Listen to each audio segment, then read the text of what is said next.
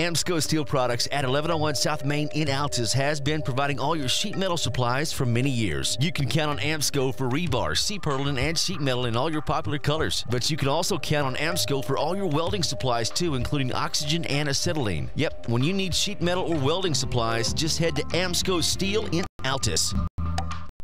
Bates Brothers Trucking was established in 1988, and it's a trucking company that provides freight and cattle hauling for southwest Oklahoma area's agriculture and business. The Bates family is active in the community and loves to support the Navajo High School athletics. Watch for the Bates big red truck on the road and give them a wave.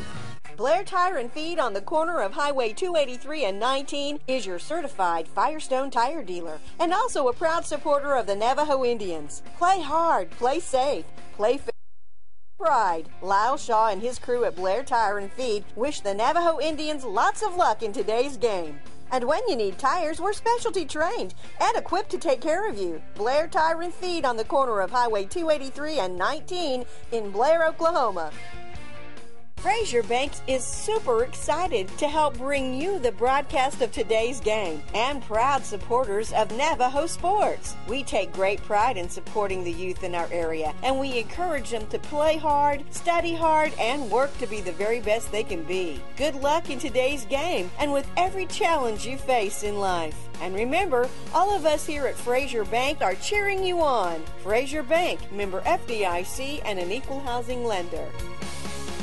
Your home for Navajo sports is News Radio 98.7. Navajo, Lady Indian, and Indian basketball is brought to you in part by Amsco Steel, Bates Brothers Incorporated, Billy Walker Carpets, Blair Tire and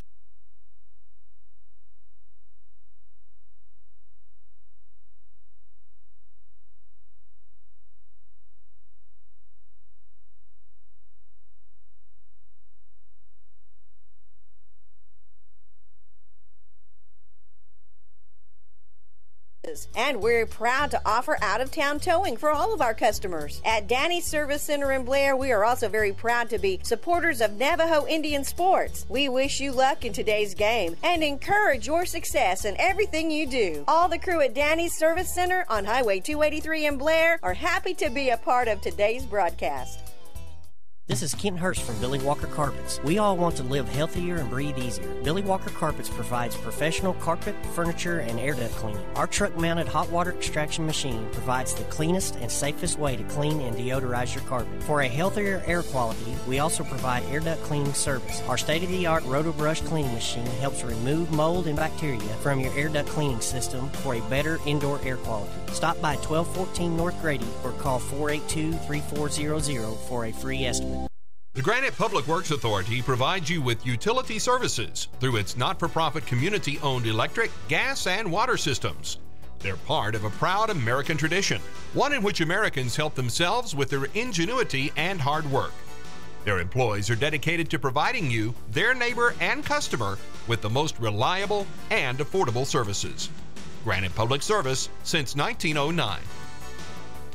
When it comes to funeral homes, there are several to choose from. But choosing a funeral home that is locally owned offers the advantage of the local owners who are involved right here in the community, helping you during your time of need. Greer Funeral Home owners Carson and Stacy Van Zant are perfect examples of owners who offer that family-like connection that you'd expect from a friend and a neighbor. Greer Funeral Home in Mangum and Granite, providing dignity and respect. Basketball fans, be sure and support the great basketball teams from Hobart, Granite, Mangum, Corn Bible Academy, Hollis, Blair, and Navajo as these teams compete in the best of the Southwest Basketball Tournament in Granite this Thursday through Saturday. Great action. Rex Fleming at Hobart Stockyards supports all these outstanding student athletes, and you can hear every game on KHIM 97.7, brought to you in part by Rex Fleming, the Hobart Stockyards, where we want your business and we appreciate your business. Camp House Body Shop in Granite is a full-service body shop. When you need paint or body work done, remember your local body shop. That's Camp House in Granite. Quality work done right and right at home. Bobby Camp House and crew support the Granite Panthers. Wondering how Western Oklahoma State College can fit into your future? With 25 degree options and more than 20 student organizations, it's easy to join the Pioneer family. Western offers classes online and on campus, making it simple to fit an education into your schedule. Western's tuition is less than half of a four-year university's and offers many scholarship opportunities. To find out more about how your future is brighter at Western, visit wosc.edu. Amsco Steel Products at 1101 South Main in Altus has been providing all your sheet metal supplies for many years. You can count on Amsco for rebar, C-purlin, and sheet metal in all your popular colors. But you can also count on Amsco for all your welding supplies too, including oxygen and acetylene. Yep, when you need sheet metal or welding supplies, just head to Amsco Steel in Altus.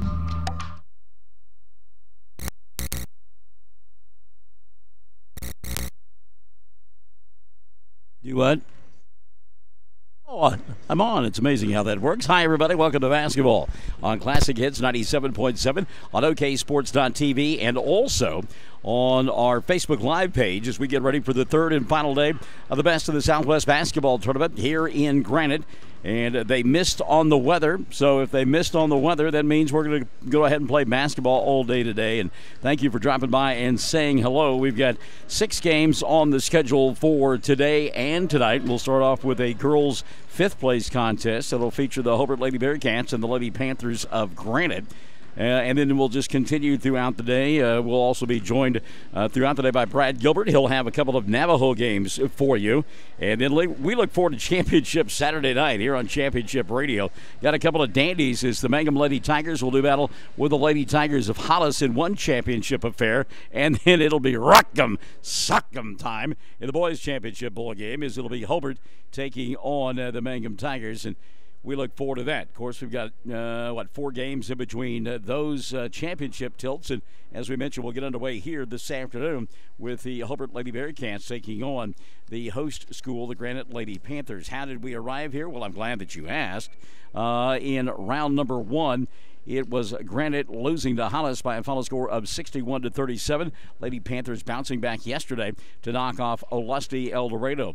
Meantime, Hobart got stunned on Thursday afternoon. Corn Bible Academy came off the collective deck and outscored Joe Knapp's team 20-3 in the fourth quarter and won 38-32. So yesterday, Hobart had to beat Blair to advance. They did, won by 20, 41-21. So we'll get your starting lineups and have the opening tap as we get ready for Hobart and the Lady Panthers of Granite here on Classic Hits 97.7. Bates Brothers Trucking was established in 1988, and it's a trucking company that provides freight and cattle hauling for Southwest Oklahoma area's agriculture and business. The Bates family is active in the community and loves to support the Navajo High School athletics. Watch for the Bates big red truck on the road and give them a wave. All right, starting lineups being introduced for Hobart. They'll be the visitors here on the scoreboard this afternoon, dressed in their road blue uniforms. They've got the gold numerals and the gold trim. And they look a lot like UCLA. That's what I always thought. We covered Hobart sports for several years, and I always liked those colors. They look like the Bruins of USC. They will matriculate on the left end of your listening and or viewing device here in this first half of play. Starting 5 being introduced for Granite. Granite will be in their home white uniforms with the maroon numerals and the maroon and black trim. Hannah Dees will get the start here this afternoon. She'll be joined by Faith Calhoun. Also getting the start this afternoon for Granite will be Kylan McNitch. And the final member of that starting 5, Olivia Martin. Meantime, the 5 on the floor for Hobart will include Jamie Harris and Lexi Tompkins, Kinley Smith, Heaven King, and Catherine Rudkins. So they put 8 minutes up on the clock, and we get ready to play basketball. Nice crowd on hand. Plenty of good seats still available, as Vin Scully used to say, for the late arriving crowd at Chavez Ravine for LA Dodger baseball. Stewie Smith, one of our officials this afternoon. He's joined by Bryce Sutter, a couple of pretty good guys. We've known them for quite some time, and they know their craft, so we don't expect any problems there. King to jump center. Their opposite number is Calhoun. Stewie telling a joke, as he often does, before the opening toss, and we are underway finally. Tap going to be controlled by Jamie Harris, and Hobart will go to work. Harris immediately giving up the dribble, hand-to-hand Some trouble there, but found over the top. Tompkins, Lexi off the window, shot too hard. Rebound, Faith Calhoun, and here comes Olivia Martin. Martin to Dees on the right side, hand the three, won't take it. So the action fast and furious to begin the ball game, and they're not sleepwalking here on a Saturday afternoon. Martin between the two circles. She'll come to Faith Calhoun. They'll slow things down now, they being Granite. Looking inside here, not being able to find anybody, is Liberty Carruthers. Carruthers getting a rebound after a missed shot by Martin, and a reset now for Granite. So just underway. Thank you for joining us here on Classic Hits 97.7 on our Facebook Live page and also on OKSports.tv. All of our stuff archived as well on a YouTube channel. So you can go back and relive each and every moment of the broadcast that we bring to you, and we bring you a bushel basket full. Outside Calhoun, thought about the three. Kinley Smith and her grill. Smith, one of the better defenders around. She'll flat out get after you. Carruthers now bobbles in the corner. Going to reset to Calhoun. 6:45 left in the first quarter of play. We've got no score. Hannah Dees in the corner, leaves it right side. Open for three was McNitch, won't take it. Puts it on the floor, gets into trouble, hands it off to Faith. Calhoun thought about a three, but changing her mind. Out high was Tompkins. So good defense by Hobart, equally as good patience on the offensive end by Granite. Now Dees open for a wide open three, doesn't get it to go. Rebound though, Calhoun in traffic puts up the shot, that won't fall, and the rebound taken away by Kinley Smith. Smith coming across the timeline. Calhoun in her back pocket. She'll find Jamie Harris. And now resets out top the Rudkins. 6:10 left here in the first quarter of play. Hobart yet to take a shot. No score in the early going.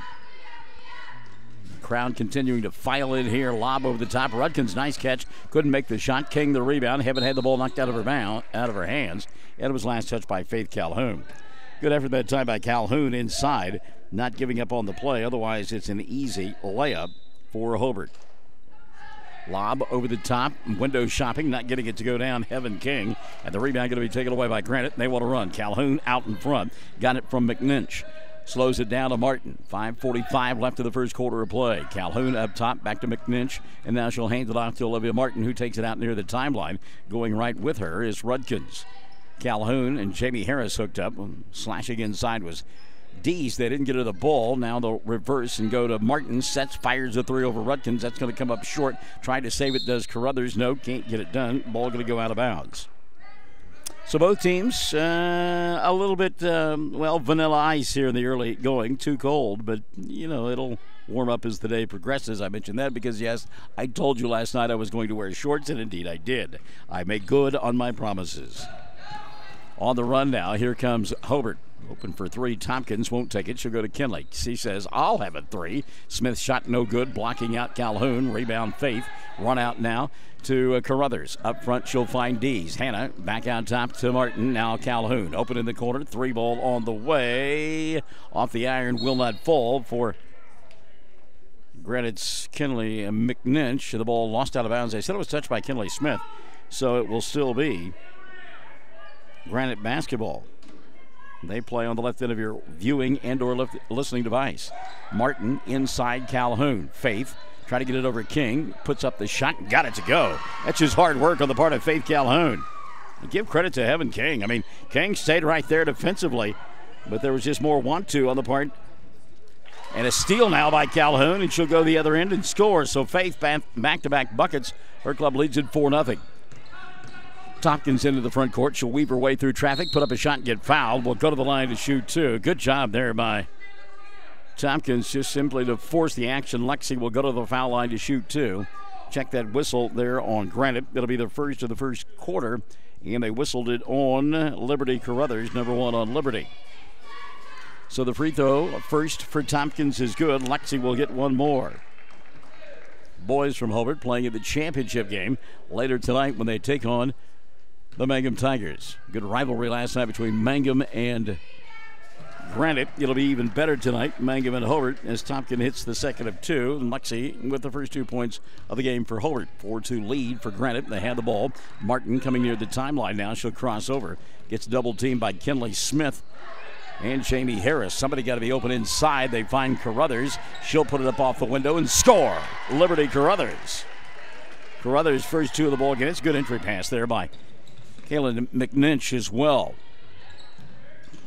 Rudkin's in trouble. She'll find Smith over the top, and now Tompkins inside. Lexi behind the arc, thought about the three. Instead, Smith will reset. Kinley will hand it off now to Jamie Harris, and Harris hadn't had a lot of touches for a point guard. She's kind of been shut out here in the first 4+ minutes. We're at 3:45 and running. It's a 6-2 lead. Granite in front of Hobart. Patience, backdoor opportunity there, but the pass comes up short. Loose on the floor. King going to dig it out. Kick it to Tompkins for three, and Lexi will knock it down from distance. Lexi Tompkins with 5, all 5 for her ball club. They trail by 1, does Hobart, 6-5. 3:25 left in quarter number 1. Martin going to back it out and reset now for the Lady Panthers. Coming up next, we've got a boys contest as Navajo will do battle in that ball game on the boys' side of the bracket against Olustee-Eldorado, and Brad Gilbert will be here for that game. Timeout going to be taken now by the Granite Lady Panthers as they lead by 1, 6-5, 3:05 left in the first, and we're back after this on Classic Hits 97.7. The Granite Public Works Authority provides you with utility services through its not-for-profit community-owned electric, gas, and water systems. They're part of a proud American tradition, one in which Americans help themselves with their ingenuity and hard work. Their employees are dedicated to providing you, their neighbor and customer, with the most reliable and affordable services. Granite Public Service since 1909. Brian Keith taking that timeout as his club a little stagnant on the offensive end. Of course, when I hear the name Brian Keith, I think of the actor, which takes me to the TV series with Jody, Buffy, and Miss Beasley, but I can't think of the name of the television series. Got all the characters and all the actors, and I can't think of that's terrible. Sure sign that I'm getting old. Of course, I'm trending old talking about that kind of television show, and the young people are going, can we Google that? Martin now out of the break, going to dribble, drive, put up the shot, came up short, battles for her own rebound, can't get there, but Calhoun does, and Faith now going to reset. Thought about the three, in her face, Kinley Smith. D's here on the near side of Martin. Olivia going to go inside. Little ball fake there. That's a nice move by McNinch. Couldn't get the ball to fall down, but Galen got fouled, and she'll go to the line to shoot 2. We'll check the whistle on Hobart, and it will be called on Heaven King. That'll be the first on Heaven, and team foul number 1 on Hobart. I saw a great meme this morning. Made me think about the weather. Free throw, first one no good. A second opportunity now for Kaylin McNinch. Mike Morgan is a TV meteorologist for Channel 4 out of Oklahoma City. Second free throw, McNinch rattles in. It goes. And it's a 7-5 ball game. Granite on top. Had a picture of Morgan, and down below it, it said Bread Salesman of the Year 2018. Oh, my goodness. The weathermen really missed that forecast this time around, didn't they? Heaven King into the front court now. She'll go to Kinley Smith. Thought about the three. Reset now with 2:25 left in the first period of play. Go into any big box store or grocery store, the shelves barren in anticipation of snow apocalypse that never materialized. Kelly Smith, a little crossover. She'll come here to Tompkins. May have gotten away with a walk. Lexi from 15. Doesn't hit in the iron. The rebound taken away by Faith Calhoun. Calhoun out front to Martin. Olivia stopping, popping, shooting, and hit the bottom of the backboard. Jamie Harris gets the rebound, and then Martin grabbed her on the arm. Frustration on the part of Olivia. That'll be her first. And team foul number 2 called on Granite. Minute 58 left in quarter number 1, and it's a 7-5 ball game. With Granite on top, they have led throughout in the early going. And get a stoppage of play here. Apparently got some precipitation, and now they're pointing up at the roof as though maybe we've got a little bit of a leak. Got a leak going on. There was a little bit of moisture last night. Some of it froze, and now it may be thawing out, but good job there by Bryce to get that all cleaned up. By the way, Chad Fox telling me the name of the television program after he Googled it. Don't let him kid you. Family Affair. Minute 45 left in quarter number 1. Kinley Smith out high. Comes between the two circles now to Rudkins. Catherine picked up. Tried to go inside. Heaven King in the right place at the right time. Can't get the shot to go down. Ball loose, and it's a hot potato. And finally, Jamie Harris got her hand scorched and lost it out of bounds. I mean, if there is ever a version of hot potato in a high school basketball game, it was right there. Stick a fork in that thing because it's done. 125 and running here in quarter number one. 2-point lead for Granite. D's going to walk it across the timeline. Hannah in the corner to Calhoun. Wide open three. Faith off the back of the iron. Couldn't get it to go. Smith with the rebound now for Hobart. Kinley picked up as she comes across the timeline by Olivia Martin. She'll go to Jamie Harris. Harris now comes here on the near side to Tompkins. Boy, you want to see Tompkins with the ball near the timeline if you're Granite, but then she'll go back door, lose the handle on the ball, and laying out of bounds and touching it for Granite. I think they said that was on Kinley McNinch, and it was McNinch laying out of bounds when she had the ball in her hands. So Hobart will get it right back. Smith underneath the basket. She'll find King at the free throw line. Heaven from 15. Tried to bank it in. Couldn't get it done. On the rebound, Carruthers and Rudkins in a tie-up. And the arrow going to point the way of Granite. They'll get it with 57.6 left in period number one. And again, they continue to mop up near the timeline in front of the Hobart bench. Yeah, they look as though it's coming from the heavens, but it's just a little bit of a leak in the roof here. 40 seconds left in quarter number one. Foul over the top. Catherine Rudkins got there late defensively. That'll be number one on Catherine and number two Cold on Hobart. Granite will inbound underneath their own window. They lead 7-5. Oh. Trying to clear space, it will be Calhoun, but instead it's Martin up top. Olivia had the three, but won't take it.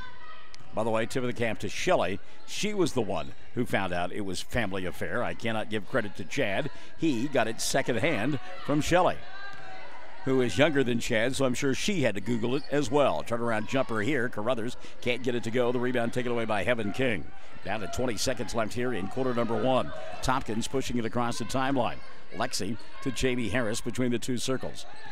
Check the clock. We're down to 10. Tompkins now down below us. All over her, McNinch. Tompkins with a left-handed dribble, tries to clear space, throws up the shot, can't get it to go. King battling Calhoun for the rebound, and Faith knocked it out of bounds, and Hobart will get it one final time here in this first quarter. 1.4 left in period number one. They will inbound underneath their own window. Kinley Smith to do the honors. She'll lob it. Rudkins catch. Shot doesn't go, and time expires, and we've played one. 7 on the board for the home team, Granite. 5 for Hobart. Period number 2 on its way. Stick and stay on Classic Hits 97.7. When it comes to funeral homes, there are several to choose from, but choosing a funeral home that is locally owned offers the advantage of the local owners who are involved right here in the community, helping you during your time of need. Greer Funeral Home owners Carson and Stacy Van Zant are perfect examples of owners who offer that family-like connection that you'd expect from a friend and a neighbor. Greer Funeral Home in Mangum and Granite, providing dignity and respect. Basketball fans, be sure and support the great basketball teams from Hobart, Granite, Mangum, Corn Bible Academy, Hollis, Blair, and Navajo as these teams compete in the best of the Southwest Basketball Tournament in Granite this Thursday through Saturday. Great action. Rex Flaming at Hobart Stockyards supports all these outstanding student athletes, and you can hear every game on KHIM 97.7, brought to you in part by Rex Flaming, the Hobart Stockyards, where we want your business and we appreciate your business. Classic Hits 97.7, quarter number 2 on the way. Mangum will be coming up a little bit later on tonight in a couple of championship games. Saw some of their fans making the way here to Granite, where the Lady Panthers lead Hobart 7-5 at the end of one. Faith Calhoun with 4 of the first for the Lady Panthers. Liberty Carruthers with 2. And Caleb McNinch with 1. On the other side, Lexi Tompkins has all 5 for Hobart. As we go to the second frame, Jamie Harris, Lexi Tompkins, along with Catherine Rudkins, Heaven King, and Kinley Smith out there for Hobart. They work right side of your listening/viewing device in their road blue uniforms with the gold numerals, a little bit of white trim there as well. Ball batted around. Smith will come away with it. Kinley picked up by Faith Calhoun. Now Tompkins open for a wide 3. Didn't get it to fall down. Rebound Calhoun. Faith handed it to Martin. All out on the floor. Martin has it in front of the Hobart bench. McNinch here on the near side. The final member of that 5 out there. Liberty Carruthers for Granite in their home white with the maroon uniforms and maroon and black trim. Not a good pass there. Taken away by Harris. JD on the run. Martin chases her down the floor, pushes her from behind. Harris will go to the free throw line to shoot a couple. Second foul on Olivia Martin. Team foul number 3 called on Granite. So a couple of free throws now for Jamie Harris. Hobart has made both of their charity shots, and those were taken by Lexi Tompkins. So an opportunity for Harris to tie the game here. First of two on the way. Too strong. Jamie will get one more. Substitution now. As setting down will be Martin with those two fouls, and Moore and Lohberger will check into the ball game for the first time this afternoon. Second free throw on the way. Good. And actually, I don't think we are in the afternoon, because we started at noon. Thank you, Captain. Not too bright. 7-6, 7-10 left to the first half of play. Granite has a 1-point lead. They have the ball. Looking for a screen inside was Carruthers. Can't take advantage of it. It's Dees near the timeline. Jamie Harris on her. Stewie Smith says they're far enough apart. We'll just let them dribble it out. Now Calhoun will get it in the corner. Faith gives it to McNinch. Back out top to Dees. Quick job of tying the shoe there by Calhoun. I love that. Kid's able to do things while action is still going on. You and I'd fall over and bump our head or something. Speaking of bumping their heads, Lohberger had to go off of her face and picked up by a charging and scoring Lexi Tompkins. Tompkins, Johnny on the spot, has given her club the first lead of the ball game, 8-7, with 6:25 left of the first half of play. That ball went through the hands of Lohberger, bounced off of her head, and Tompkins went the other way for the score. Now McNinch for three on the other side, and it goes for Kaylin. Kayla McNinch now with 4 in the ball game, and her club back on top, 10-8, with 6:10 left in the first half of play. Anthony, how are you, buddy? Anthony Moore from Olustee, one of our buds. We work with his mom over there at the Department of Human Services, and he's a fine young man, let me just tell you. 5:55 left here this first half of play. It's a 10-8 lead, Granite over Hobart. Skip pass here on the near side to Smith. Kinley gets a screen, fires the three, and knocks it down. Kinley Smith taking advantage of a great screen out high by Catherine Rudkins. 11-10, fourth and back we go. 1-point lead for Hobart. Let's see if Dees and company can respond. Ball knocked out of bounds, went off of Joe Knapp. He doesn't like the call. He thought that it was Liberty Carruthers who touched it last. You could see Joe's displeasure. And he and Stewie Smith are having a conversation right now. Known Stewie for a while, and we used to do Little League ball down at Altus, and his fuse is not long. Good-looking shot right there by Hannah Dees.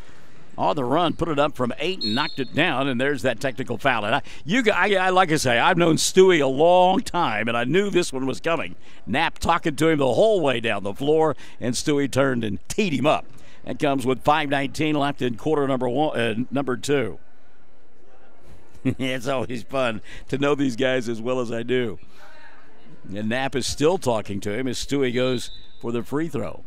Timeout going to be taken here by Joe Knapp at Hobart. He wants to have a conversation with Stewie Smith. 12-11 left 12-11 our score. 5:19 left in the first half of play. We're back to Granite after this on Classic Hits 97.7. Camp House Body Shop in Granite is a full-service body shop. When you need paint or body work done, remember your local body shop. That's Camp House in Granite. Quality work done right and right at home. Bobby Camphouse and crew support the Granite Panthers. Wondering how Western Oklahoma State College can fit into your future? With 25 degree options and more than 20 student organizations, it's easy to join the Pioneer family. Western offers classes online and on campus, making it simple to fit an education into your schedule. Western's tuition is less than half of a four-year university's and offers many scholarship opportunities. To find out more about how your future is brighter at Western, visit wosc.edu. All right, now the timeout. Now it's a 12-11 ball game, and Faith Calhoun going to go to the free throw line to shoot a couple of technical free throws, and then Granite should get the basketball back. It was Hobart's possession when the technical was fouled. Calhoun misses the first. Faith will have another one. And we had technical free throws last night, and they were missed as well. Not always easy to go out there and stand by yourself and shoot those free throws with everybody watching. Calhoun gets the second, and it indeed will be Lady Panther basketball. They lead it 13-11. Now, I wonder if that's a portent of things to come today here, huh? Yeah, you get to the finals on Saturday, no matter what level it is, 5th, 3rd, or 1st place, and you want to go out and win a basketball game. So it's going to be a fun day. We look forward to it. Good start, 13-11. Granite with the ball. They play there on the left end of your listening device or viewing device. A little dribble penetration for Martin. Nice catch by Dees in traffic. She'll go to McNinch, and Kalen goes between two defenders, lays it up and in. 6th in the ball game now for McNinch, and her club leads it by 4, 15-11. 4:50 and running here in this first half of play. A little bump out high by Olivia Martin, and that is 3 already for Olivia. She had sat down for a better part of period number 1, but picks up the personal here. She's got 3 and probably going to be done for the half as Morin Lohberger comes back in for her. Meantime, Joe Knapp taking a towel and wiping up the floor all around Stewie Smith. The body language is great. Oh, my goodness. 4:40 left in the first half of play. A little testosterone going on here this afternoon. Get charged up. Down below us, Kinley Smith. Smith going to cross over, gets a screen from King, puts up the shot, can't get it to fall. Rebound underneath by Tompkins, and Lexi goes off the window and scores. Lexi Tompkins now with 9. 15-13. 4:20 and running here in this first half of play. And entertaining already. Skip pass right side. Little dribble, drive, penetration. Tough shot by Carruthers. And Liberty will get it to go. A contortionist that time. The defense was there. Give Rutkins credit, but somehow Carruthers got around her and had enough body control to lay it up off the glass and score. 17-13 ball game. 3:50 left in the first half of play. Jamie Harris up top. Harris throws a bounce pass to no one. The communication that time between Jamie and Lexi Tompkins was not good. Tompkins headed to the glass, and the pass by Harris, as though she being Tompkins, was going to go to the hash mark. So the turnover, going to give it back. Lohberger and company now with a 4-point lead, 17-13. Hannah Dees, check that was Liberty Carruthers putting up the left-handed hook shot. Didn't get it to go, but the rebound kept alive by Lohberger, and a reset now for Dees. 3:20 left to this first half of play. Wide open for 3, and it goes in. And I tell you what, Kaylin McNinch is just filling it up big time, so much I can't even say her name. 8 in the quarter and 9 for the ball game, and it's a 20-13 lead. 3 minutes show on the clock here in this first half of play. McNinch, who had really kind of been quiet the first 2 ball games offensively, exploding here in period number 2. Going to get a foul on the floor on Faith Calhoun. She grabbed the arm of Lexi Tompkins. And that foul on Calhoun going to be her first. That'll be team foul number 5 called on Granite. So inbounding underneath their own glass will be Hobart. That's Tompkins with the inbounds pass. Rudkins, and now they go to Harris up top. Backdoor opportunity for Rudkins. Can't handle the pass. Taken away by Calhoun. Good recognition that time by Faith, and she'll walk it across the timeline now for Granite.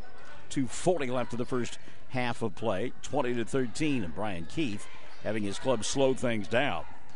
Why not? You lead by 7. Newberger back to McNinch. She says, I'll have 3 more. That one too long. Rebound Rudkins. And Liberty Carruthers will commit a foul. And she grabbed the arm that time of Rudkins. Team foul number 6 on Granite, and on Carruthers, that'll be her second. Not a deep bench over there for Brian Keith, so you'll have to be judicious with the fouls picked up by his club. They lead, though, by 7, 20-13. 3-ball Harris. That's off the mark. King with a rebound. Had the ball knocked back in her face by Faith Calhoun. Calhoun said, get that stuff out of here. Faith now back the other way. She gets double-teamed, and a reach-in foul going to be called, and with Joe Knapp just about ready to come unglued right now. Smith will pick up the personal foul. That'll be her first, and team foul number 4 called on Hobart. Inbounds pass caught by Dees. Hannah dribbled, drive, cut off by Smith. Leaves it for Newberger. Newberger out high. Morin needs some help. She'll go to Dees, who checks the bench, and Brian Keith says, let's be patient. Minute 50 and running here in this first half of play, and we lead by 7, 20-13. Calhoun setting a screen out high. Dees lost the ball, got it back in the corner. She'll go McNinch. Kalen inside. Good defense that time by Heaven King. McNinch goes down hard. She's still on the other end of the floor. That's 4-on-5. Harris off the window. Shot too hard. Foul on Calhoun. And Faith will pick up 2 quick ones now. Team foul number 7 called against Granite. McNinch finally gets down to the other end of the floor, but she is in pain holding that right knee. Got to get a substitution here. Keely Perry going to come into the ball game now, and McNinch will hobble to the sidelines.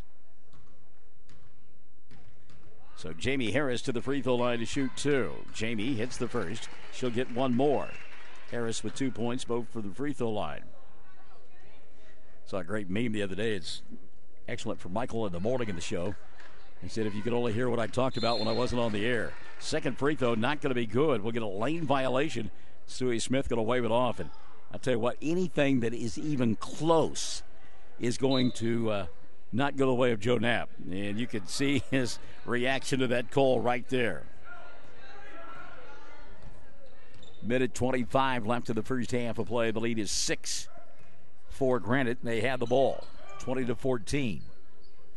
Again, Brian Keith have to go deeper into his bench than he'd anticipated, and a timeout going to be taken right here. 1:18 left in the first half of play, 20-14. It's a 30-second timeout when you and I come back on Classic Hits 97.7. Amsco Steel Products at 1101 South Main in Altus has been providing all your sheet metal supplies for many years. You can count on Amsco for rebar, C-purlin, and sheet metal in all your popular colors. But you can also count on Amsco for all your welding supplies too, including oxygen and acetylene. Yep, when you need sheet metal or welding supplies, just head to Amsco Steel in Altus. Back in Granite, and our longtime friend, Eagle Fixico, coming up. He is Olustee-Eldorado Diamondbacks getting ready to play in a boys' fifth place contest. They'll do a battle with Navajo, and Brad Gilbert will have that ball game for you. Eagle and I know one a long time. He said, "How long you been doing this, Barnes?" And I said, "Well, about 112 years." He's got a little bit of a beard going on today, some 5 o'clock shadow, and like mine, it's gray. So out of the timeout, Granite with the ball. Little jump shot right side, falls in for Keely Perry. So Perry, coming in just about a minute and a half ago, knocks down her first shot. And her club leads it by 8, 22-14. 60 seconds left here in this first half of play. I'll tell you what, Granite has been impressive in this ball game.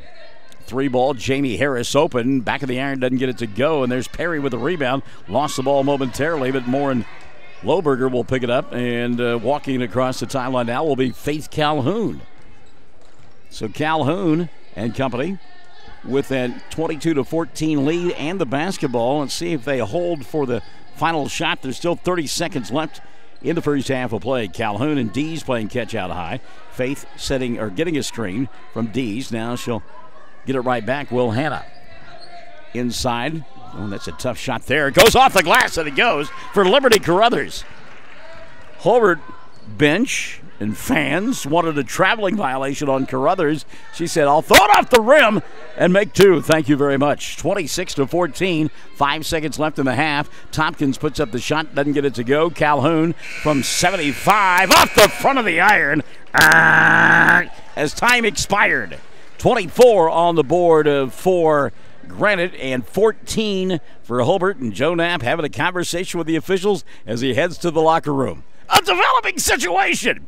24-14, 10-point lead for Granite over Hobart. And we'll come back and look at your halftime numbers. 24-14, Granite in front of Hobart at the half of the girls' fifth place game. This is the best of the Southwest on Classic Hits 97.7. Bates Brothers Trucking was established in 1988, and it's a trucking company that provides freight and cattle hauling for Southwest Oklahoma area's agriculture and business. The Bates family is active in the community and loves to support the Navajo High School athletics. Watch for the Bates big red truck on the road and give them a wave. This is Kent Hurst from Billy Walker Carpets. We all want to live healthier and breathe easier. Billy Walker Carpets provides professional carpet, furniture, and air duct cleaning. Our truck-mounted hot water extraction machine provides the cleanest and safest way to clean and deodorize your carpet. For a healthier air quality, we also provide air duct cleaning service. Our state-of-the-art roto-brush cleaning machine helps remove mold and bacteria from your air duct cleaning system for a better indoor air quality. Stop by 1214 North Grady or call 482-3400 for a free estimate. The Granite Public Works Authority provides you with utility services through its not-for-profit community-owned electric, gas, and water systems. They're part of a proud American tradition, one in which Americans help themselves with their ingenuity and hard work.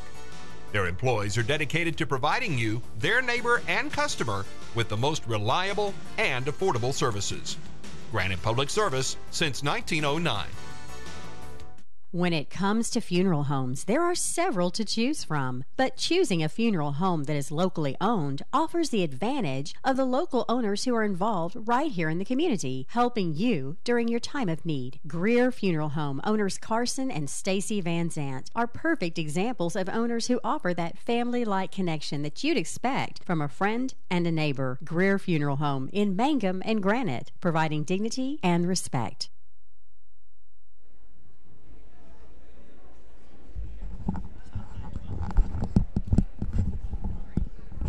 Basketball fans, be sure and support the great basketball teams from Hobart, Granite, Mangum, Corn Bible Academy, Hollis, Blair, and Navajo as these teams compete in the best of the Southwest Basketball Tournament in Granite this Thursday through Saturday. Great action. Rex Fleming at Hobart Stockyards supports all these outstanding student athletes, and you can hear every game on KHIM 97.7, brought to you in part by Rex Fleming, the Hobart Stockyards, where we want your business and we appreciate your business.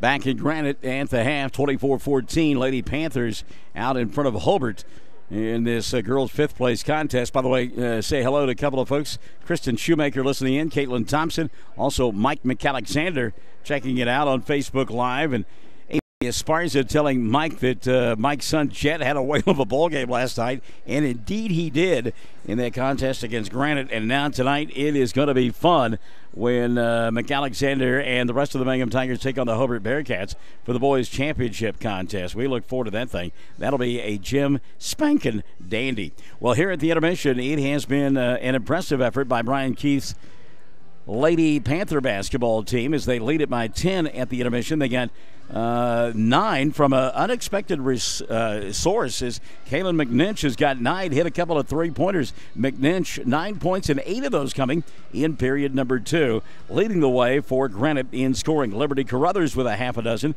Faith Calhoun, normally the go-to girl when it comes to points. Faith Calhoun with 5 at the half. Keely Perry's got 2. Hannah Dees has 2 as well. From the foul line, Granite 2 of 4. Now, a little bit of foul trouble developing for the Lady Panthers as Olivia Martin has 3 at the intermission.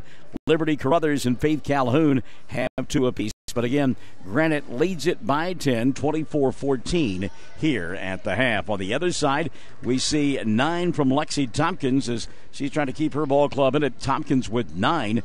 3 in the first half for Kinley Smith and 2 for Jamie Harris. Nobody in any foul trouble for Joe Knapp and the Hobart Lady Bearcats except for Knapp himself. He picked up a technical foul in the first half, and of course, if you get teed up twice, you are booted from the ball game. So, and Coach Knapp not happy with the officials after that technical for the rest of that first half. He got it with 5:19 left in the second period of play. So at the half, it's 24-14, 10-point lead for Granite over Hobart in the girls' fifth place contest. And we'll come back and get ready for the second half of play here on Classic Hits 97.7.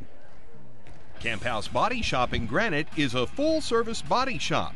When you need paint or body work done, remember your local body shop.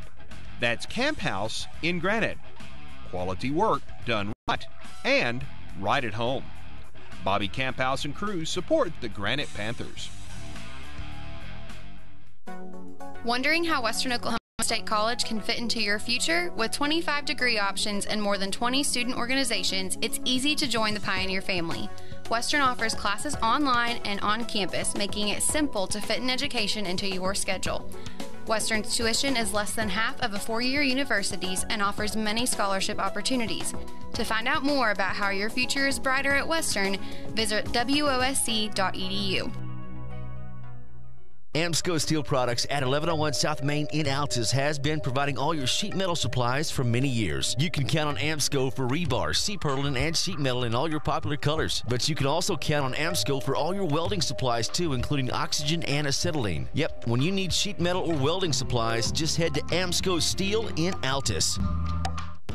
Bates Brothers Trucking was established in 1988, and it's a trucking company that provides freight and cattle hauling for southwest Oklahoma area's agriculture and business. The Bates family is active in the community and loves to support the Navajo High School athletics. Watch for the Bates big red truck on the road and give them a wave.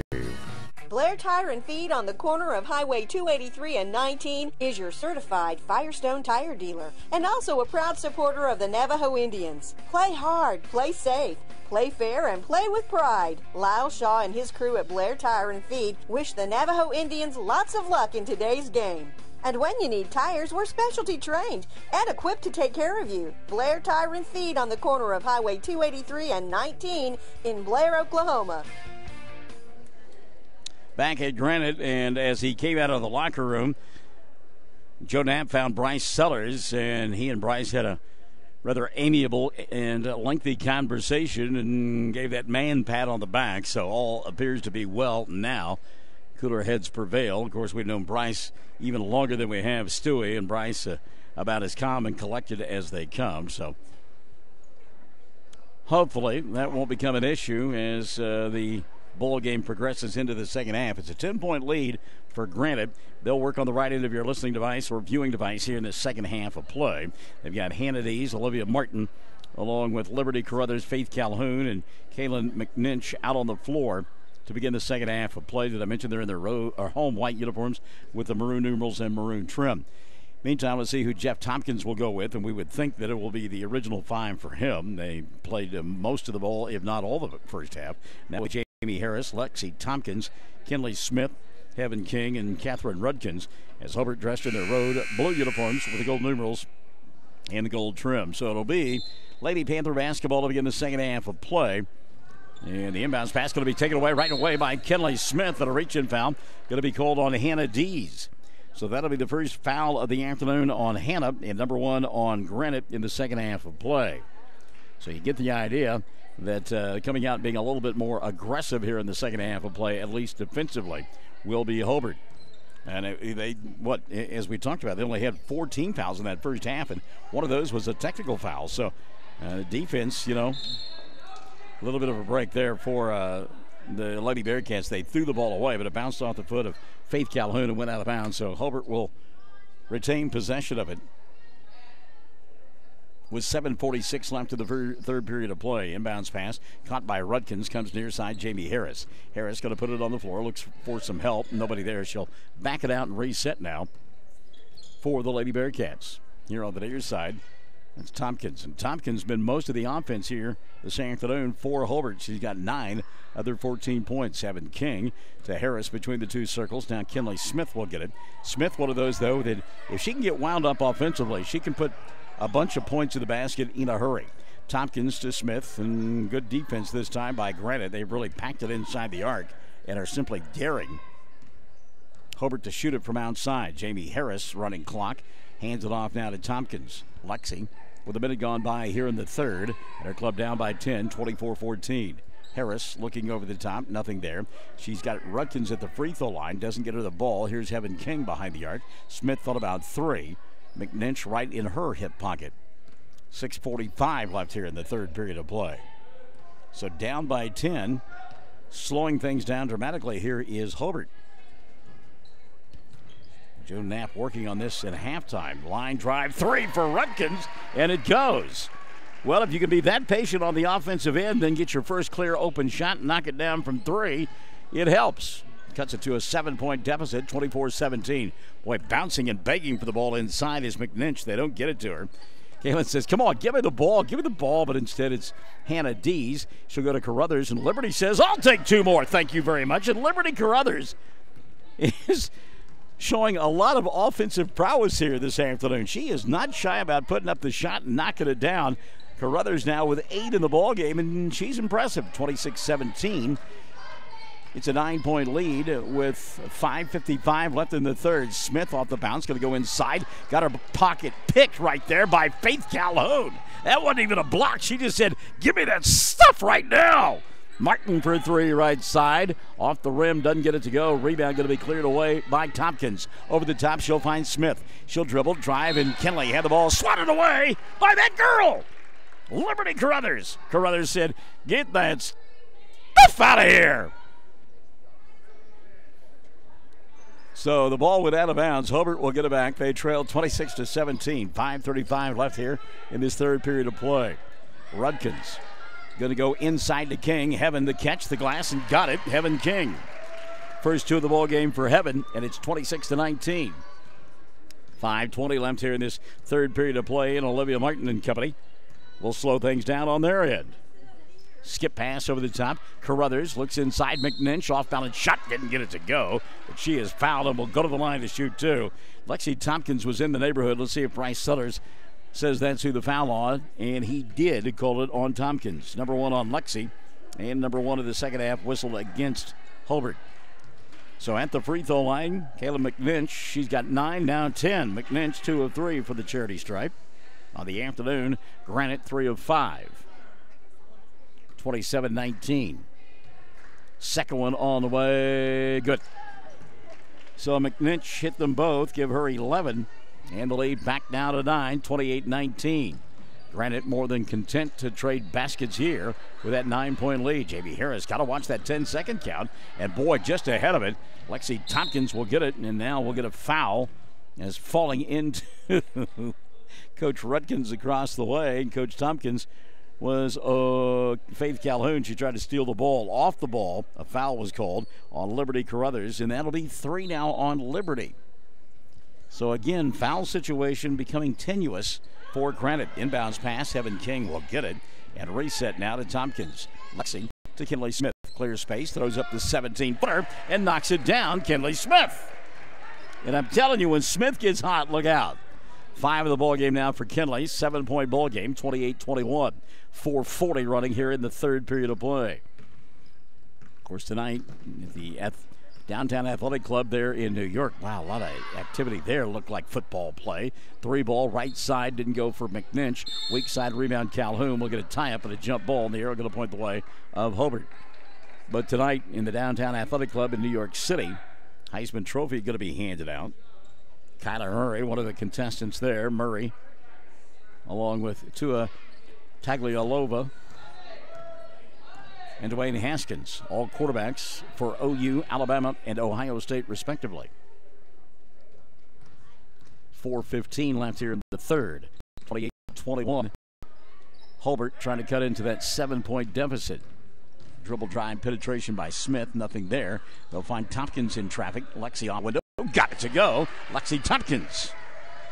So Tompkins beginning to heat up here in this second half of play. She's got 11, and it's 28-23. The lead cut to 5. It's the smallest deficit in quite some time. Olivia Martin and company see if they can respond here. Martin going to pop out. Leave it for McNinch. Has her pocket pick. Kinley Smith all by herself. Out in front. Lays it up and in. And I'm wondering if Brian Keith is close to taking a timeout. Not yet, apparently. 7 now for Smith, and the lead has been whittled to 3. 28-25. Granite on top by 3. Hobart victimized by come-from-behind victory on Thursday, the opening round of this tournament by Corn Bible Academy. You have to be in the back of their minds saying, hey, we can do the same thing. We got more players to do it with as well. Olivia Martin running the offense out high. And you wonder, a little bit stagnant right now for Granite. Martin says, I'll attack the glass. Shot doesn't go. Rebounding Calhoun. Her putback won't fall, but she'll get fouled and will go to the line to shoot 2. Let's see if they called that on Jamie Harris. They did. Number 1 on Jamie and number 2 on Hobart in the second half of play. So to the free throw line, Calhoun will go. Faith 1 for 2. And she got 5 points in the contest. First on the way, Calhoun got it. Faith 1 more. Granite in the period, 5 points, and 3 of those have come from the foul line. Second free throw on the way for Faith, and it goes in as well. So Calhoun now 7 in the ballgame, and her club leads it by 5, 30-25, with 3:05 left here in this third quarter. Harris, middle of the floor. She'll go to Lexi Tompkins. Tompkins got double teamed, and good job of giving away the basketball before she got caught from behind. Jamie Harris now in front of the Hobart bench. Harris, and away from the ball. A timeout going to be taken. Yep, by the Hobart Lady Bearcats. Comes with 2:47 left here in the third period of play. 30-25. Granite on top by 5 on Classic Hits 97.7. Fraser Banks is super excited to help bring you the broadcast of today's game and proud supporters of Navajo sports. We take great pride in supporting the youth in our area, and we encourage them to play hard, study hard, and work to be the very best they can be. Good luck in today's game and with every challenge you face in life. And remember, all of us here at Fraser Bank are cheering you on. Fraser Bank, member FDIC and an equal housing lender. 2:47 left in the third period of play. 30-25. Granite leading Hobart and the Lady Bearcats with the basketball. I'll give you a quick game reset. Lady Bearcats still have 3 timeouts, including a 30 and 3 full timeouts remaining for Granite. It may be critical before all is said and done because we've got a tight tussle going on right now. 30-25. Harris and company trying to cut into that 5-point deficit. She'll come here up top to Tompkins. Lexi looking for a cutter inside, but Heaven King will come out and get it 20 feet from the basket. Now Rudkins, who's got a 3 in the quarter, puts it on the floor. Martin going to pick her up. Kenley Smith, ball fake, 15-footer, right elbow, goes Kenley Smith. And did you hear me say she can heat up in a hurry? 9 now for Kenley, including 6 in the quarter. 30-27, 3-point ball game. Hannah Dees now back the other way. Martin on the baseline, bangs into King. Now finds in the middle of the floor. Oh, that's going to be a foul on Tompkins. She found in the middle of the floor Liberty Carruthers, who got hammered. And the foul on Tompkins is going to be her second. And team number 3 called on Hobart. So Liberty Carruthers to the free throw line to shoot 2. Liberty with 8 in the ballgame. These will be her first free throws of the contest. She's got the only field goal in the quarter. Carruthers first comes up short. Liberty will get 1 more. Granite had been 4 for 4 from the line here in the third. Second one on the way for Liberty goes in. So Carruthers now with 9. And it's a 31-27 ball game with 2:05 left in the third frame. Jamie Harris going to walk it across the timeline. Harris to Rudkins. Catherine near side to Kenley Smith. Smith giving up the dribble, goes backdoor to Rudkins, makes the catch, but the shot's not there. She got to give it up to Tompkins. Lexi off balance shot, it goes. Lexi Tompkins. 13 now in the ball game for Lexi. 31-29, the lead has been cut to 2. Minute 40 left here in the third period.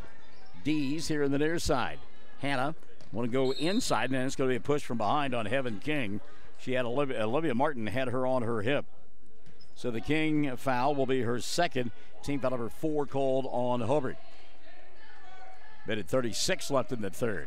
Inbounds pass caught over the top by Dees. Hannah near side to Martin. Olivia inside, steps around King. Shot not going to count. She walked. Good job by Heaven King to stay stationary on the baseline, straight up and down. Good no call there. And then trying to get away from her was Olivia Martin, and she took an extra step to do so. 1:25 left here in the third. So Hobart can take the lead with a 3, tie with the deuce. Off the bounce, Tompkins. Lexi, backdoor, Rudkins. Shot blocked away. Good defense by Carruthers. Loose ball picked up by Tompkins. She'll go baseline. Miss it the first time. Tried to get the rebound. It's on the floor. Her and Carruthers will go to the floor. We'll get a jump ball in the air, going to point the way of Granite. So the Lady Panthers will get it back. 31-29. 1:07 left here in the third. Got a girls contest, or a boys contest, I'm sorry, coming up next. Olustee-Eldorado will take on Navajo for 5th place. See David Doss here as well. His Lady Indians will play a little bit later on for 3rd place of this Granite tournament. Blocking foul, Catherine Rudkins. Knocked Hannah Dees to the floor. Foul on Rudkins, her second. Team foul number 5 called on Hobart in the second half of play. 53.9 left in the third. Martin, nice catch, and a better job of doing a little Leon Russell walking the tightrope there, not going into the back court after making the catch near the timeline. Martin will hand it off to Calhoun. Faith was all set to set a screen, but got the ball instead.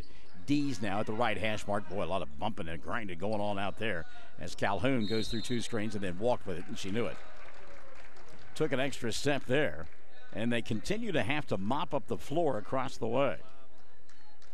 Brian Keith going to have a conversation now with Stewie Smith. And Brian didn't like the answer, and now I think the conversation is going to be about staying in your box. And across the way, you can hear some fans say, wow, after that conversation. Winter time in southwest Oklahoma. It's fun, isn't it?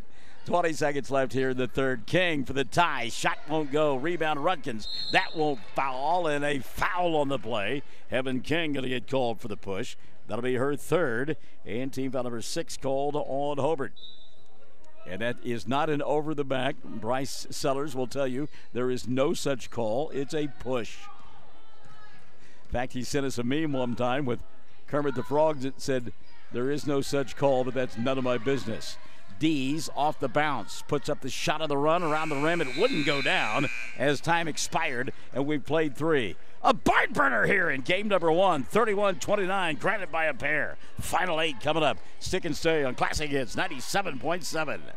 At Hobart Farm and Garden, from now through December 31st, you save $100 with a purchase of any Browning Pro Steel safe over $2,500.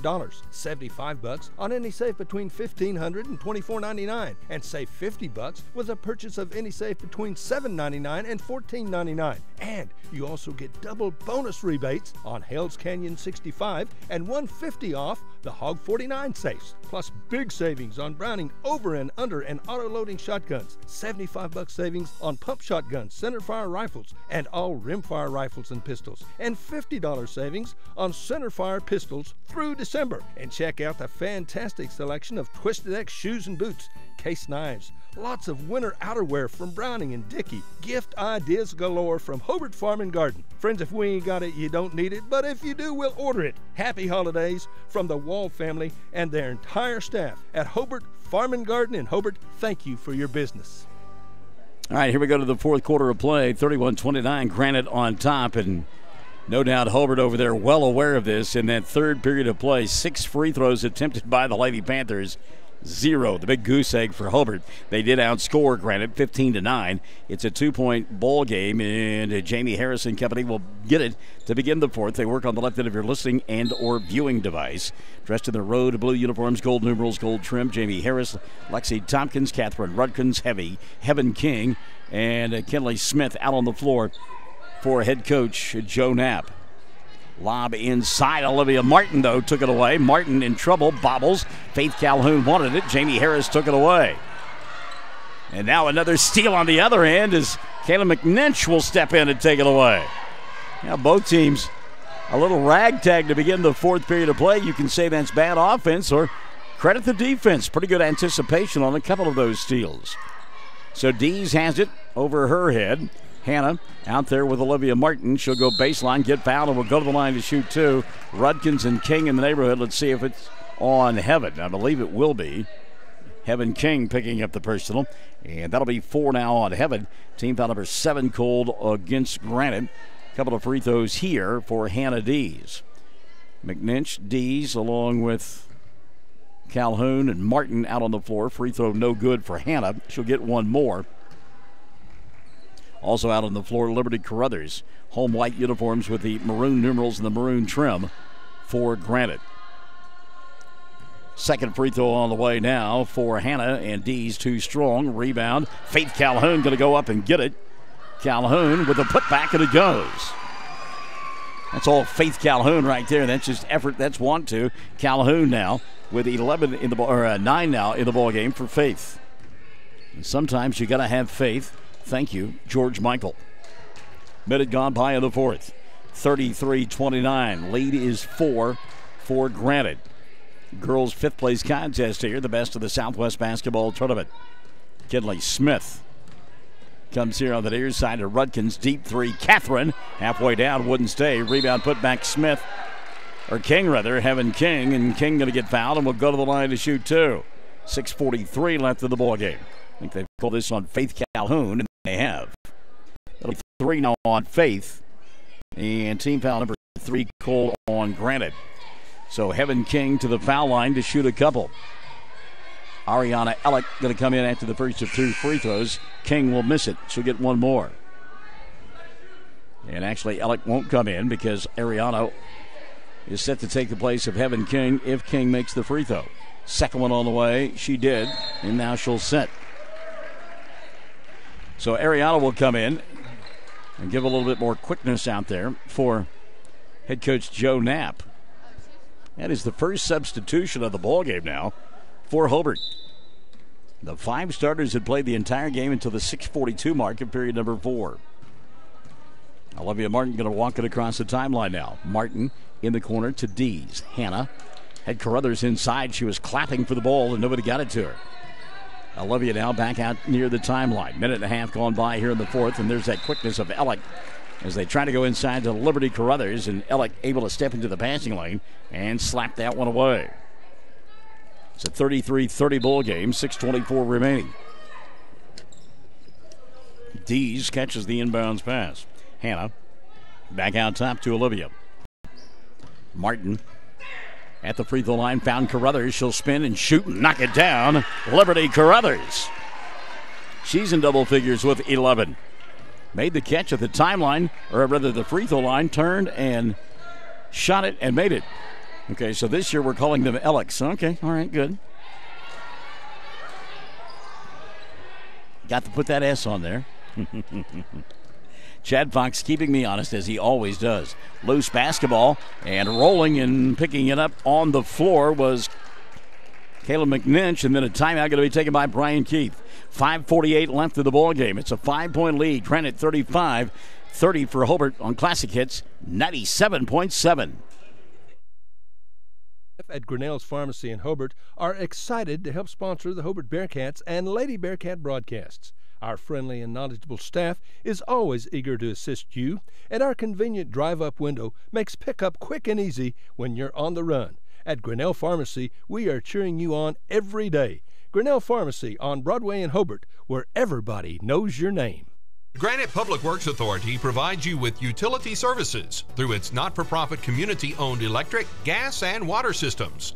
They're part of a proud American tradition, one in which Americans help themselves with their ingenuity and hard work. Their employees are dedicated to providing you, their neighbor and customer, with the most reliable and affordable services. Granite Public Service since 1909. Game number 2 of our 6-game set will follow this one. It'll be a boys' 5th place contest between Navajo and Olustee-Eldorado. And Brad Gilbert will be on the call for that one, as those two teams will battle for 5th place. Here, got a good one going on. 35-30. It's a 5-point lead for Granite over Hobart. 5:48 remaining. Give you a game reset now. 2 timeouts remaining for the Lady Panthers. They only have 3 team fouls. The arrow pointing their way. Hobart with 3 timeouts remaining. They have got 7 team fouls, so the Lady Panthers are in the 1-1 bonus. And as we mentioned, the arrow pointing the way of Granite, and they hand the ball. Lady Panthers working on the right end of your listening and viewing device. Martin between the 2 circles. Olivia on the near side. They will go to McNinch, who looked over at the bench, got some coaching there. Brian Keith telling his club, hey, listen, we lead by 5. Let's do a little Dr. Seuss stuff and go clock go. Let it run. Dees holds the ball on her hip. Smith going to come out and make her give it up, or at least put it into play. She'll come to Olivia. Martin back to Hannah. So a game of catch over the top. Kinley Smith going to get called for a foul. She swiped. I don't know that she made contact. Bryce Seller's a whole lot closer than I was. So Kinley Smith will pick up the personal. That's her 2nd. Team out of her 8 called on Hobart. So a 1-1 opportunity now for Hannah Dees. Hannah 0 for 2 from the foul line and has got a pair of points. Front end on the way for Hannah. It goes in, so Dees will get one more. On the afternoon, they being Granite, are 8 of 13 from the free throw line. Second one on the way. Dees, that one rolls around, doesn't go. And good job of blocking out there by Catherine Rudkins. Lexi Tompkins now going to walk it up across the timeline for Joe Knapp's club. 4:55 left here in this ball game. It's 36-30. And an offensive foul going to be called on an illegal screen. Alex got there late. And the foul on Ariana, her first. And it's a player control foul. No free throws. Team foul number 9 called on Hobart. So Alex will set down and Heaven King will come back into the ballgame now for Hobart. Olivia Martin and company up by a half a dozen, 36-30. Martin at the timeline will go to Dees. A little box and one going on right now. Martin up top. Olivia puts it on the floor. Kinley Smith with her. Now they'll come near side to Hannah. Dees picked up by Jamie Harris.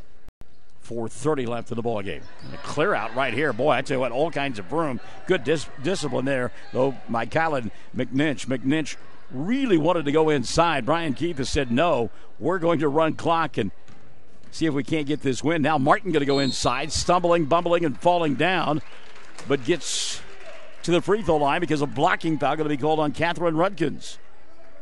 That'll be the third on Rudkins. 10 team fouls now called on Hobart. So Granite in the double bonus for the rest of the way, and we're at 4:15.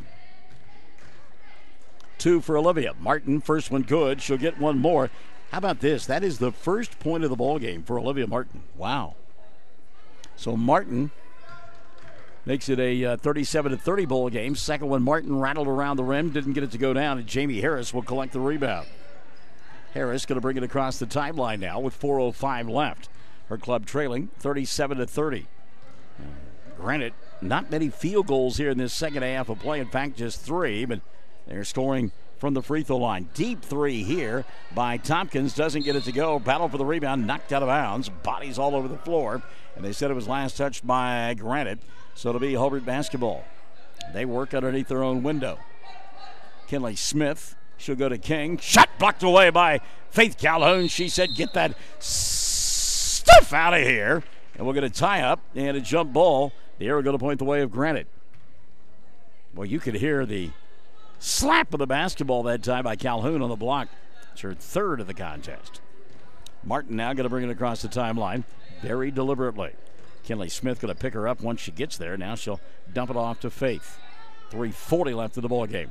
The lead 7.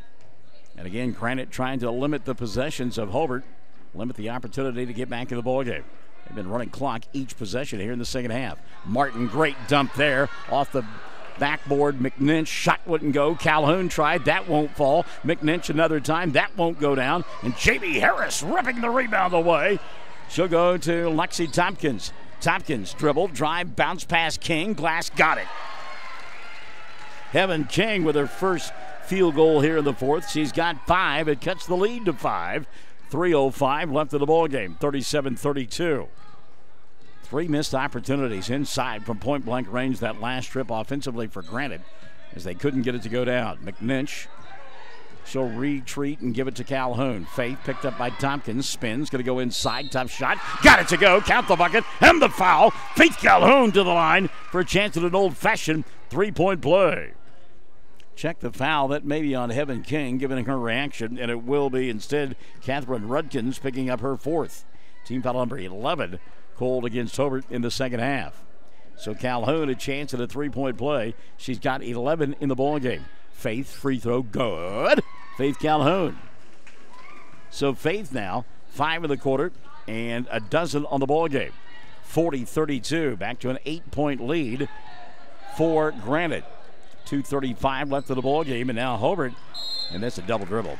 Boy, Harris wanted to pass the basketball and got it up around her eye and held on to it and then put it down with the right hand. So the turnover, going to give it back now to Granite. And again, we talk about limiting possessions.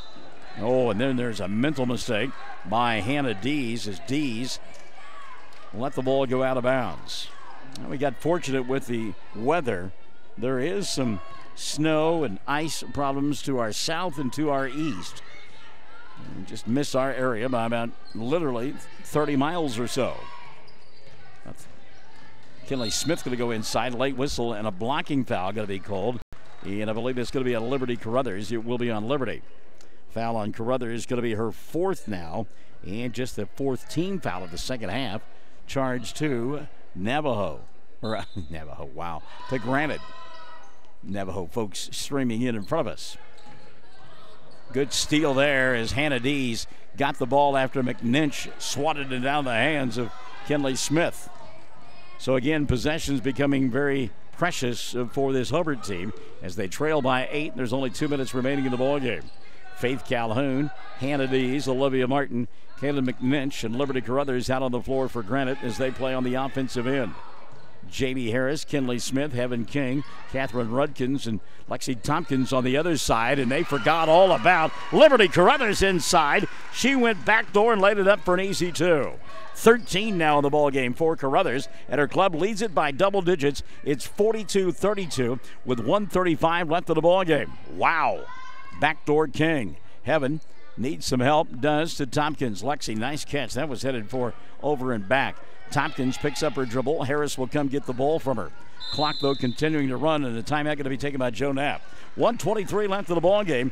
42-32. Granite on top by 10. This is Classic Hits 97.7. One of the biggest basketball fans in Oklahoma is Larry Halford from Hobart. Larry coached Hobart girls basketball in the 60s, junior high, high school, all levels. And in 7 years, Larry won a lot of ball games. And for the last 45 or so years, Larry has been Hobart's #1 fan. He goes to all the games. In fact, Larry's seen over 3,000 Hobart Bearcat basketball games. He's a real fan. So go Bearcats and Lady Bearcats from the Halford family. Larry and Brad, Jim and Marty, the Halfords from Hobart. When it comes to funeral homes, there are several to choose from, but choosing a funeral home that is locally owned offers the advantage helping you during your time of need. Greer Funeral Home owners Carson and Stacy Van Zant are perfect examples of owners who offer that family-like connection that you'd expect from a friend and a neighbor. Greer Funeral Home in Mangum and Granite, providing dignity and respect. All right, out of the timeout, let's give you a game reset now. Hobart down to 2 timeouts in the ball game. They've got 11 team fouls, so they have put Granite in the double bonus. The arrow pointing the way of the Lady Bearcats. Meantime, 2 timeouts left for Granite, and they have committed only 4 team fouls, and they lead by 10, 42-32. Jamie Harris just standing out there dribbling and letting precious time tick off the clock. Harris gets it, 3 ball from Tompkins. A shot won't go down. Calhoun with a rebound, and now being delivered will be Granite. Why not? They lead here, 42-32, 60 seconds and running in this girls' 5th place ball game. Calhoun picks up her dribble, comes here on the near side to Dees. Hannah to Olivia Martin. She'll get whacked on the arm by Kinley Smith. Foul on Kinley, her 3rd of the ball game, and that'll be team foul number 12 called on Hobart in the second half of play. To the free throw line, Olivia Martin to shoot 2. Olivia, 1 of 2 from the foul line. It's her only point in the ball game. She'll get 2 right now. First one on the way for Martin. Good. Olivia will get 1 more. I like what Brian Keith has done here. He's taken all of his players off the blocks. Not going to risk a foul here and a stoppage of the clock. His club leads by 11 and now 12 as Martin hits the second. Olivia with 3 points, all from the free throw line and all down the stretch. 44-32. Granite is going to pick up the 5th place trophy here at the Best in the Southwest tournament. Jamie Harris, and again, Hobart taking a lot of time off the clock before attempting a shot. Inside Tompkins, didn't get it to go, got her own rebound, got fouled, will go to the line with 31.2 left in the contest.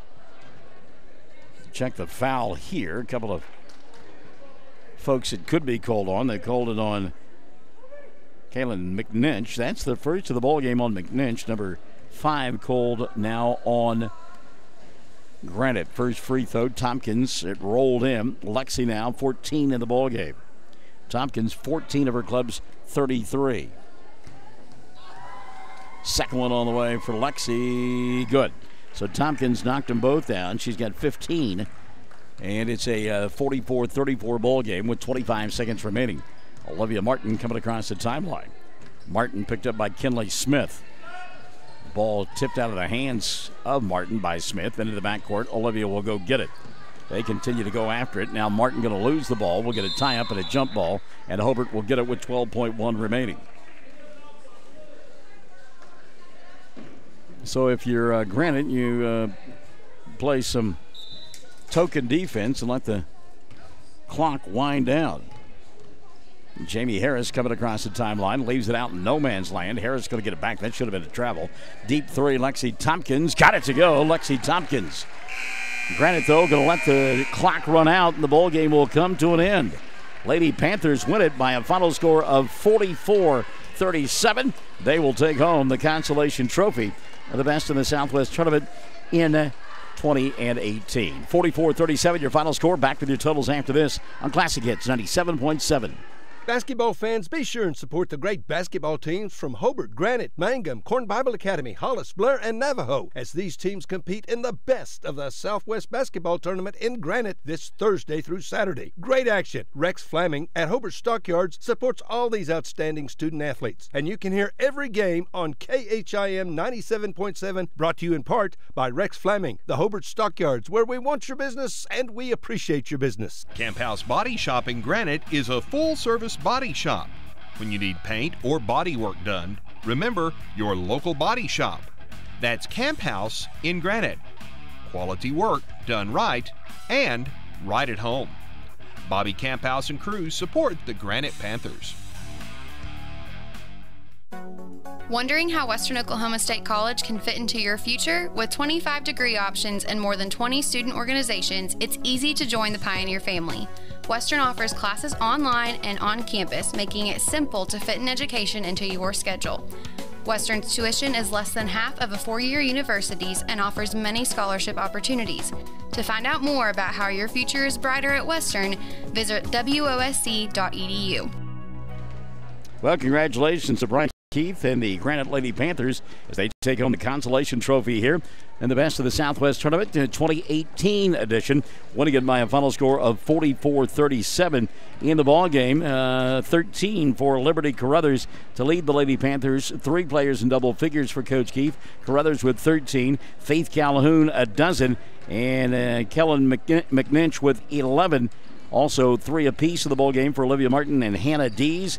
Keely Perry had 2 points. 12 of 17 for the foul line was this group from Granite. That was the difference in the ball game. On the other side of the ledger, Lexi Tompkins had 18 in a losing effort. Kinley Smith with 9. Give 5 to Heaven King. 3 in the ball game for Catherine Rudkins. And Jamie Harris had 2. We mentioned 12 of 17 was Granite from the line. 7 of 10 was Hobart. And again, Granite wins it by a final score of 44-37. So game number 1 of 6 in the books. You and I will take a timeout. When we come back, Brad Gilbert will get you ready for the boys' 5th place contest, as it will feature the Navajo Indians taking on the Diamondbacks of Olustee-Eldorado. We'll return to Granite after this on Classic Hits 97.7. Amsco Steel Products at 1101 South Main in Altus has been providing all your sheet metal supplies for many years. You can count on Amsco for rebar, C-purlin, and sheet metal in all your popular colors. But you can also count on Amsco for all your welding supplies too, including oxygen and acetylene. Yep, when you need sheet metal or welding supplies, just head to Amsco Steel in Altus. This is Kent Hurst from Billy Walker Carpets. We all want to live healthier and breathe easier. Billy Walker Carpets provides professional carpet, furniture, and air duct cleaning. Our truck-mounted hot water extraction machine provides the cleanest and safest way to clean and deodorize your carpet. For a healthier air quality, we also provide air duct cleaning service. Our state-of-the-art RotoBrush cleaning machine helps remove mold and bacteria from your air duct cleaning system for a better indoor air quality. Stop by 1214 North Grady or call 482-3400 for a free estimate. The Granite Public Works Authority provides you with utility services through its not-for-profit community-owned electric, gas, and water systems. They're part of a proud American tradition, one in which Americans help themselves with their ingenuity and hard work. Their employees are dedicated to providing you, their neighbor and customer, with the most reliable and affordable services. Granite Public Service since 1909.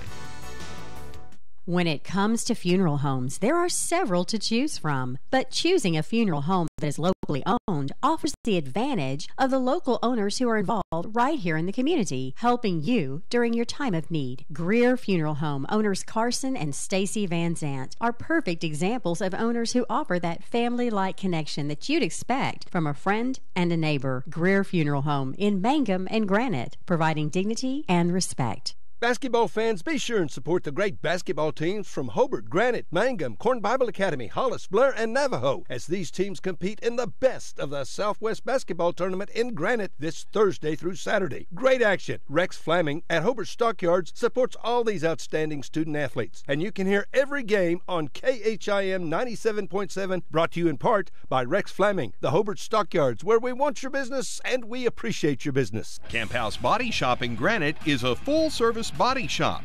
When you need paint or body work done, remember your local body shop. That's Camp House in Granite. Quality work done right and right at home. Bobby Camp House and crew support the Granite Panthers. Wondering how Western Oklahoma State College can fit into your future? With 25 degree options and more than 20 student organizations, it's easy to join the Pioneer family. Western offers classes online and on campus, making it simple to fit an education into your schedule. Western's tuition is less than half of a four-year university's and offers many scholarship opportunities. To find out more about how your future is brighter at Western, visit wosc.edu. Amsco Steel Products at 1101 South Main in Altus has been providing all your sheet metal supplies for many years. You can count on Amsco for rebar, C-purlin, and sheet metal in all your popular colors. But you can also count on Amsco for all your welding supplies too, including oxygen and acetylene. Yep, when you need sheet metal or welding supplies, just head to Amsco Steel in Altus.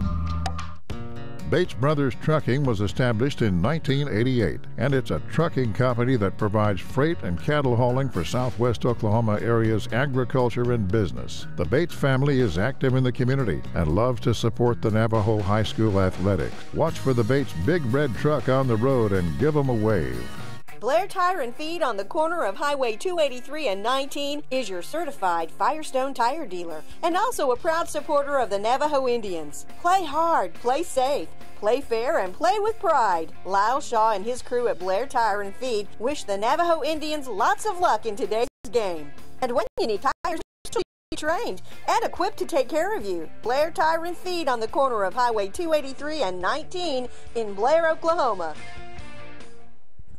Welcome back to the Granite Gym. I'm Brad, the voice of Navajo Sports here. Glad you're with us. This is game number 2 of number 6. Going on today, we got the Navajo boys against Olustee-Eldorado Diamondbacks. Proves to be a pretty good little matchup here. We just had Granite winning the Consolation Girls bracket by defeating Hobart 44-37. And we're about to match this game up here, so we'll be back here with you here in about 2 minutes. Check. At Danny's Service Center in Blair on Highway 283, we offer a full line of automotive and diesel services, and we're proud to offer out-of-town towing for all of our customers. At Danny's Service Center in Blair, we are also very proud to be supporters of Navajo Indian sports. We wish you luck in today's game and encourage your success in everything you do. All the crew at Danny's Service Center on Highway 283 in Blair are happy to be a part of today's broadcast. Frazier Banks is super excited to help bring you the broadcast of today's game and proud supporters of Navajo sports. We take great pride in supporting the youth in our area, and we encourage them to play hard, study hard, and work to be the very best they can be. Good luck in today's game and with every challenge you face in life. And remember, all of us here at Frazier Bank are cheering you on. Frazier Bank, member FDIC and an equal housing lender. You've got to have an ace in the hole.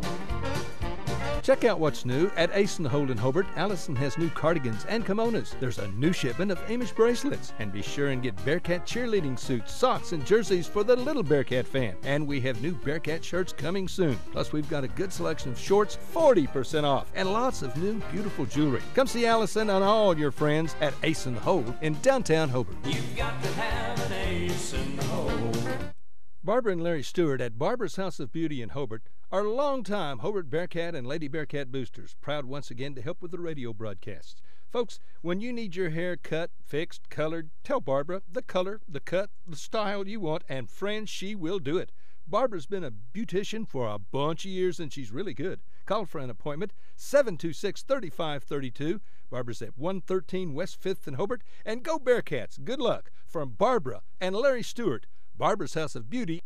Granite Public Works Authority provides you with utility services through its not-for-profit community-owned electric, gas, and water systems. They're part of a proud American tradition, one in which Americans help themselves with their ingenuity and hard work. Their employees are dedicated to providing you, their neighbor and customer, with the most reliable and affordable services. Granite Public Service since 1909. When it comes to funeral homes, there are several to choose from, but choosing a funeral home that is locally owned offers the advantage of the local owners who are involved right here in the community, helping you during your time of need. Greer Funeral Home owners Carson and Stacy Van Zant are perfect examples of owners who offer that family-like connection that you'd expect from a friend and a neighbor. Greer Funeral Home in Mangum and Granite, providing dignity and respect. Welcome back to Granite Gymnasium here. We got Olustee versus Navajo. We got a little break here. The clock's just now restarted here before the game. Got about a minute 20 left here before we tip this thing off.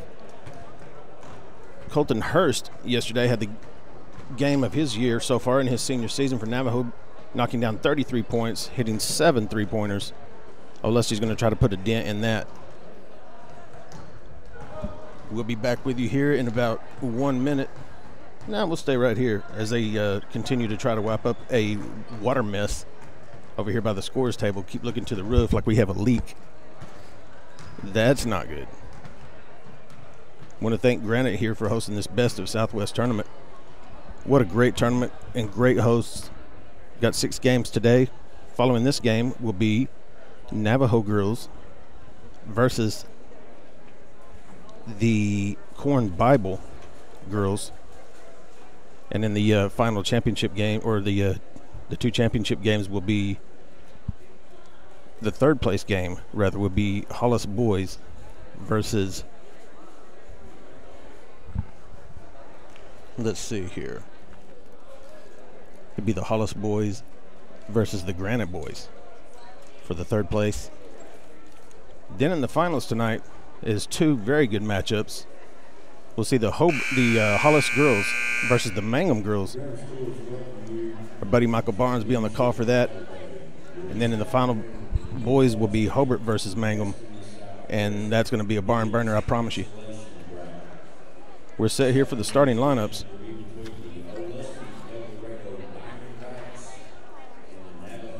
The Olustee-Eldorado Diamondbacks, rather. I'm going to slip up on that all day, calling them the Eagles. I have a feeling. They're going to start number 11, Hayden Timpton. He's a junior. Number 12, junior Tucker Adams. Number 13, Cody Leonard. He's a junior. They're going to start number 21, Jaden Mefford. He's a sophomore. And they're going to start number 42, Nathan Chabot. He's a senior. The starting lineup for the Navajo boys always comes with a large following. Excellent fan base for the Navajo Indians. And they do travel well. Be number 2, Mitchell Smith, a junior. Number 12, Dallas Cox, a senior. Number 13, Holden Mandrell, also a senior. Number 14, Lincoln Muller, a senior. And Colton Hurst, number 22, is also a senior. So Navajo with 4 seniors on the floor, lots of experience, but they do have a long bench full of the youngsters. About to tip this way here. We got 8 minutes on the clock. Navajo's breaking it out.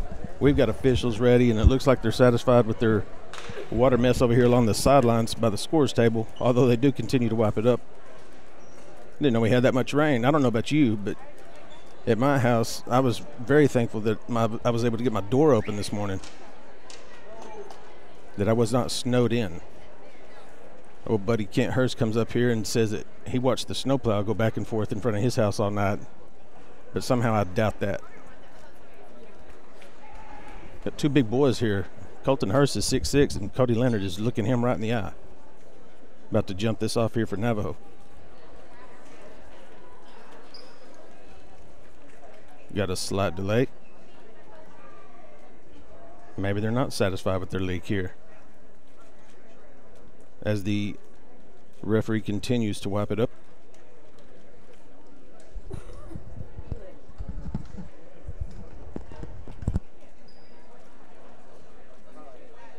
They're going to call it good. He's unzipping his jacket, and we're about to play some ball. The boys are anxious for sure as they pace back and forth. The gym, at least here on the south side, is starting to fill up. It's going to be some good action today. And here we go.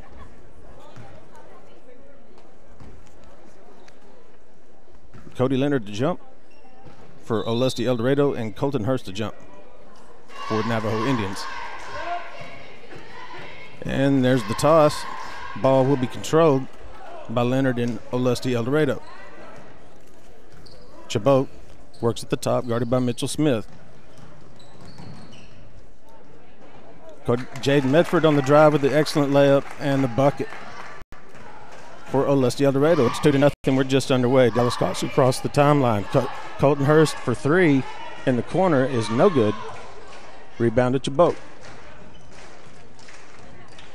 Works here at the top of the key to Tipton. Tries to insert the pass to the high post to Medford. It's stolen away from Mitchell Smith on the breakout with the layup from Navajo. It's 2-2. He had the option of going to his buddy Colton Hurst to see if he couldn't hang on the rim for a little bit.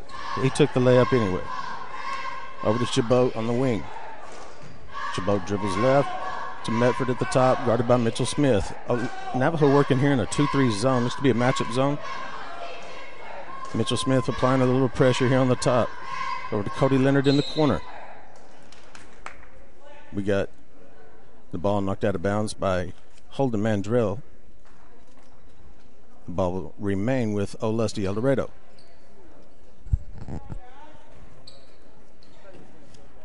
Tipton inbounds the ball to Chabot. He works at the top of the key, guarded by Mitchell Smith. The zone expands a little bit.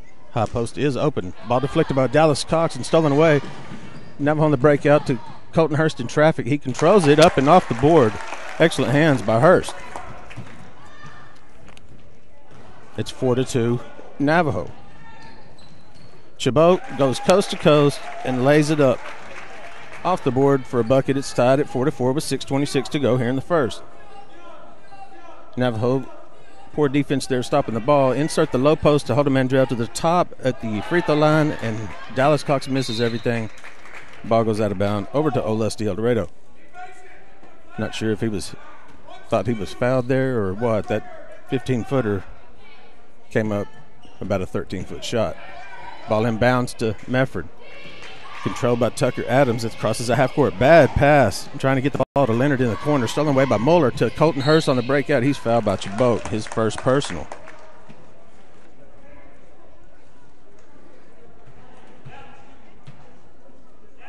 That's his first personal and the team's first foul as well. Colton Hurst will be at the line for two. 4-4 here at the 6:05 mark. First one is up and good. Hurst looking very confident in his shot these days.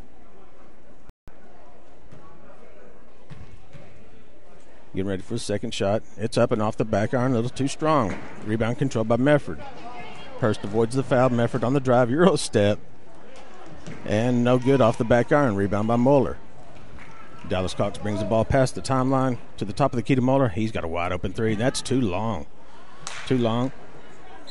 Mandrell over the top of Tucker Adams. Knocks the ball out of bounds. It's going to go to Olustee-Eldorado. For short, would you be offended if I called him OE? Chabot gets into some trouble on the baseline to Medford. To Leonard. Gets it stripped from behind from Holden Mandrell. He's on a 3-on-2 break. Stops at the free throw line. Excellent pull up and pop. Too strong. Off the top of the backboard, Colton Hurst controls it and up off the backboard. Excellent play by Colton Hurst to be there to pick up the trash. You know, his daddy was good at that. Picking up those opposite side rebounds back in the day. Kent Hurst, I saw a lot of basketball games he played, and he made a living off that. I don't know about a living. He makes his living off selling some carpet and tiles, but he sure scored a lot of points in high school. There's a reach around as Cody Leonard drives down the sideline and reach and foul by Holden Mandrell. That's going to be the first on Mandrell. Navajo's first team foul. Be a side out OE.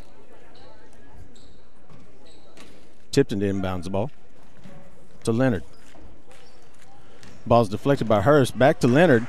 He pulls up for the 6-footer. It's too strong off the back iron. Rebound Mandrell. Slapped away by Leonard. It controlled by Muller. Out to Smith across the timeline. Reach in by Leonard. No good. Dallas Cox controls it. He's got a 7-footer. Turns it down. Smith turns it down as well at the three-pointer. He drives in, dishes to Hurst. Open shot by Muller, and that's too strong off the back iron on the set shot from about 15 out. Ball controlled by Medford. Crosses the timeline here. We're at the 4:50 mark in the first quarter. It's 7-4 Navajo.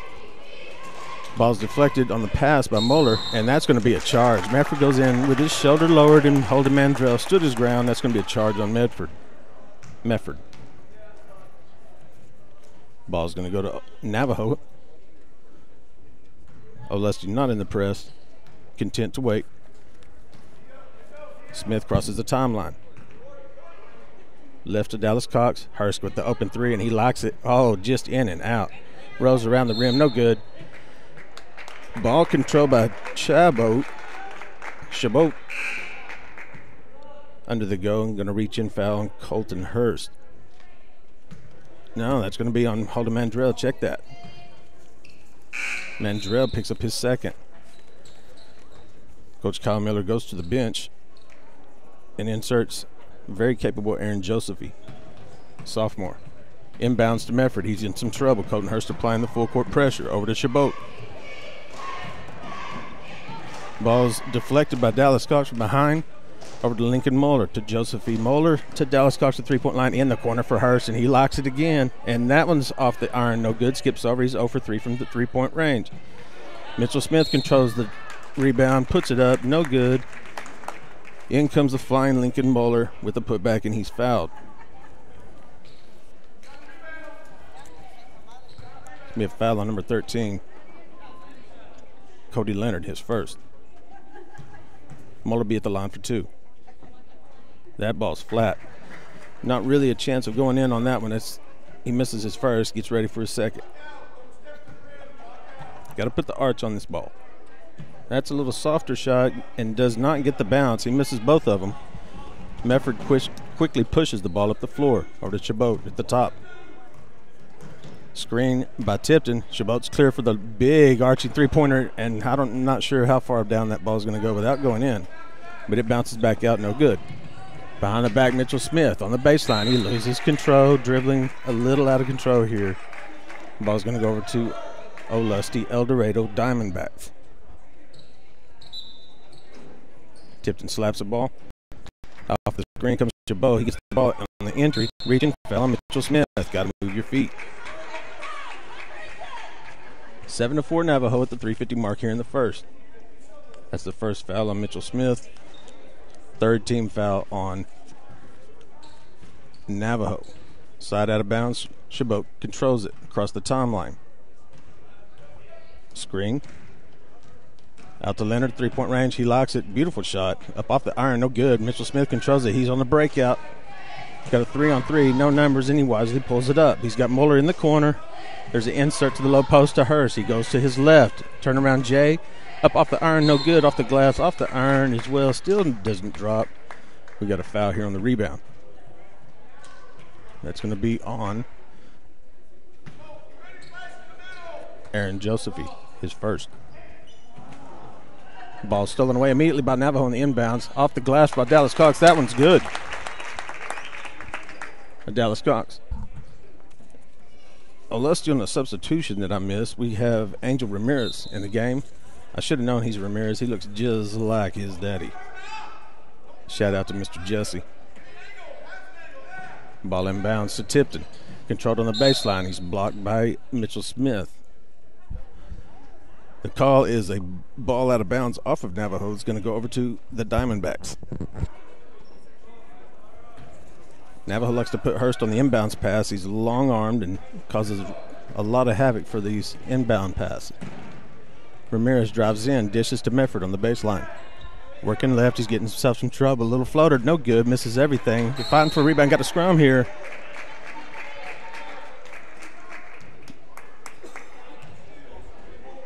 That's going to be a call on Navajo. That could have went either way here. That's going to be Mitchell Smith's second. Mefford inbounds the ball underneath the goal. Working on my left side of your dial. Chabot's coming off the screen from Ramirez. Looks to get a second screen off Ramirez. Now we got Mefford and Tipton joining the screen battle. They want to free up Chabot on the long distance three. Insert to Mefford on the baseline. 14-footer, no good off the back iron. Fight for the rebound. Leonard beats Hurst off the floor for it, controls it. There's the shot. Off the glass, no good. Muller controls the rebound. Still 9-4 with the 2:30 mark here in the first quarter. Long pass up ahead from Dallas Cox out of bounds. Ball's going to go over to Olustee-Eldorado. This was a sloppy first quarter here. Navajo leads 9-4 at the 2:32 mark. Ramirez, long pass, blocked down by Dallas Cox, sacrifices his body to get that steal. Mitchell Smith drives in, spins, and is fouled. So Smith will go to the line here. Foul will be on number 23. Angel Ramirez is first. Got a timeout here by Olustee-Eldorado. We'll take it with them. It's 9-4 at the 2:23 mark in the first quarter. We'll be right back. Basketball fans, be sure and support the great basketball teams from Hobart, Granite, Mangum, Corn Bible Academy, Hollis, Blair, and Navajo as these teams compete in the best of the Southwest Basketball Tournament in Granite this Thursday through Saturday. Great action. Rex Fleming at Hobart Stockyards supports all these outstanding student athletes, and you can hear every game on KHIM 97.7, brought to you in part by Rex Fleming, the Hobart Stockyards, where we want your business and we appreciate your business. We're back here at the Granite Gymnasium for the best of the Southwest Tournament. And a terrific tournament it is, and today's the day we will find out who is the best in Southwest Oklahoma. It's going to come down between the Mangum and Hobart boys and the Mangum and Hollis girls. Just find out just who is best in the Southwest. It's going to be two good games. Seen all four of those teams play, and I can't give the nod to either one. Mitchell Smith up for his first shot, and that one misses. I'd like to have a talk with old Mitchell. His shot is a little flat. He needs to put a little air under it. Smith at the line for his second, 9-4. Navajo at the 2:23 mark in the first. Second shot, up and good. Gives Mitchell his third point of the game. Gets substituted by Caleb Gonzalez. Sophomore comes in, number 10. Very quick feet and a good ball handler. Good shooter as well. Mefford goes coast to coast, Euro step, knocks Muller to the ground. Leonard with the follow putback. That's his first points of the game. Dallas Cox on the double team, kicks out to Hurst. He avoids contact. Oh, he floats it up, and oh, no good off the glass. No good. And goes back the other way. That's got to be a charge, and it is. Chabot a little out of control here. That's his second personal. And the ball will be ball control over to Navajo. That's Olustee's 15th foul. Gonzalez quickly jogs the ball up the floor. It's got Dallas Cox as the other guard over to him on the right. To Muller. To Joseph. He inserts the low post to Hurst, who kicks out on a triangle action here. Got a listener, Scott Snyder, be proud of that game. He's a big fan of running the triangle, especially at the high school level in Class 2A. Scores 10-6, Navajo. The 140 mark here in the game number 2. Ramirez up for the up and under, and it's no good. Ball controlled out to Hurst. He's on a quick drive. Oh, and the Euro step. That's got to be a charge as well. Chabot was set in plenty of time. Hurst avoids it, or does not avoid it, rather. He attempts to. That's going to be Colton Hurst, first personal.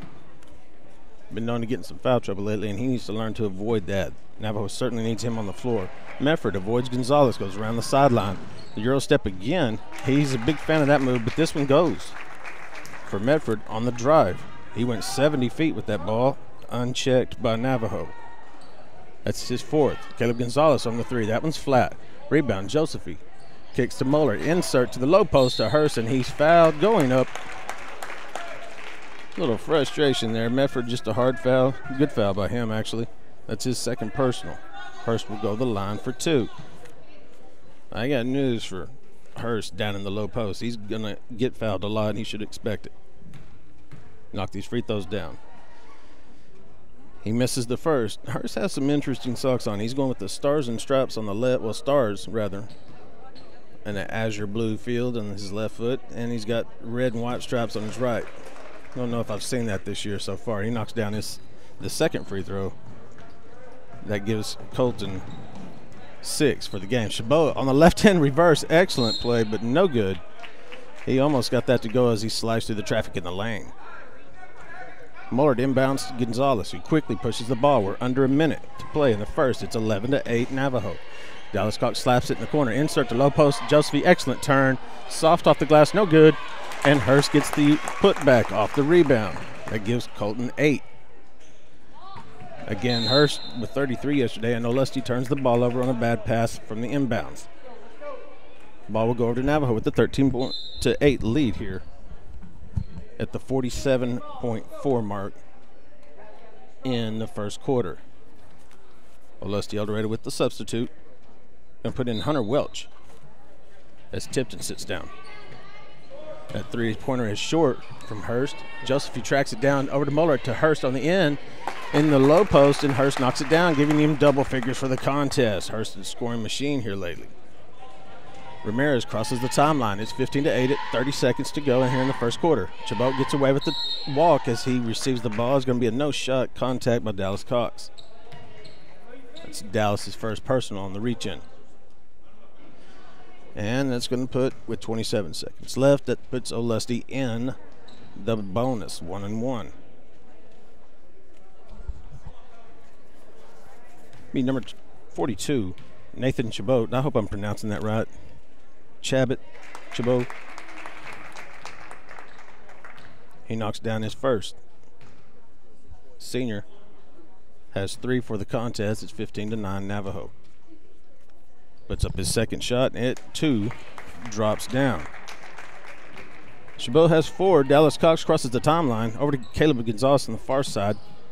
Muller looks into the low post, turns down Colton Hurst. He's got his arm up, and he wants it in the low post. Josephine receives the pass on the baseline. In air, kicks it to Hurst. Short. Josephine works for the board. Out to Gonzalez. He sees Colton Hurst. Ooh, turns down Mickey Muller at the three-pointer. Sees Josephine on a quick pass. Cody Leonard almost steals it away. Knocks it to Caleb Gonzalez. Pulls up for the J. No good. And the buzzer blows 15 for Navajo, 10 for Olustee-Eldorado. We'll be back for quarter number 2. Stay with us. Camp House Body Shop in Granite is a full-service body shop. When you need paint or body work done, remember your local body shop. That's Camp House in Granite. Quality work done right and right at home. Bobby Camphouse and crew support the Granite Panthers. Bates Brothers Trucking was established in 1988, and it's a trucking company that provides freight and cattle hauling for southwest Oklahoma area's agriculture and business. The Bates family is active in the community and loves to support the Navajo High School athletics. Watch for the Bates big red truck on the road and give them a wave. Blair Tire and Feed on the corner of Highway 283 and 19 is your certified Firestone tire dealer and also a proud supporter of the Navajo Indians. Play hard, play safe, play fair, and play with pride. Lyle Shaw and his crew at Blair Tire and Feed wish the Navajo Indians lots of luck in today's game. And when you need tires, we're specialty trained and equipped to take care of you. Blair Tire and Feed on the corner of Highway 283 and 19 in Blair, Oklahoma. Welcome back to the Best of Southwest Tournament. We have 8 minutes on the clock here for quarter number 2. Navajo's up 15-10 over Olustee-Eldorado in boys action. Navajo controls it on my right. Moeller to the top of the key. Dallas Cox on the drive, the baseline, drops a beautiful pass down to Aaron Josephine, up and good for Navajo. Navajo goes to 17. That's Josephine's first bucket of the game. trap across the timeline. Angel Ramirez throws the ball away for Olustee-Eldorado. Goes out of bounds. Beside out of bounds for Navajo. Muller to inbounds to Gonzalez. Holden Mandrell and Mitchell Smith on the bench with 2 quick fouls. Gonzalez over to Muller, inserts to the low post to Hurst, kicks up to Dallas Cox, top of the key, and that three-pointer is short and misses the target. Misses all of the target. Navajo in the press. Olustee will inbounds the ball. That's going to go to Angel Ramirez. He gets over to the corner, dribbles through traffic, gets himself out of trouble. Dallas Cox on the reach in. Caleb Gonzalez comes around to the behind and picks his pocket. Pump fake, up and good for Gonzalez. Will be his first bucket of the game. Excellent play from the savvy sophomore. Mefford crosses the timeline. Here comes the Euro step. No, he goes up and under. Excellent block by Muller. He says, get it out of here. Don't come in here with that. Caleb Gonzalez on the breakout. 5-on-1. Navajo, can they convert? No, it's missed. Colton Hurst there for the rebound and puts up a hook shot by default to avoid his walk and just let go of the ball, knocks it down for his 12th point of the game. Good move by Cody Leonard and blocked from behind by Aaron Josephian. Navajo's on a block party.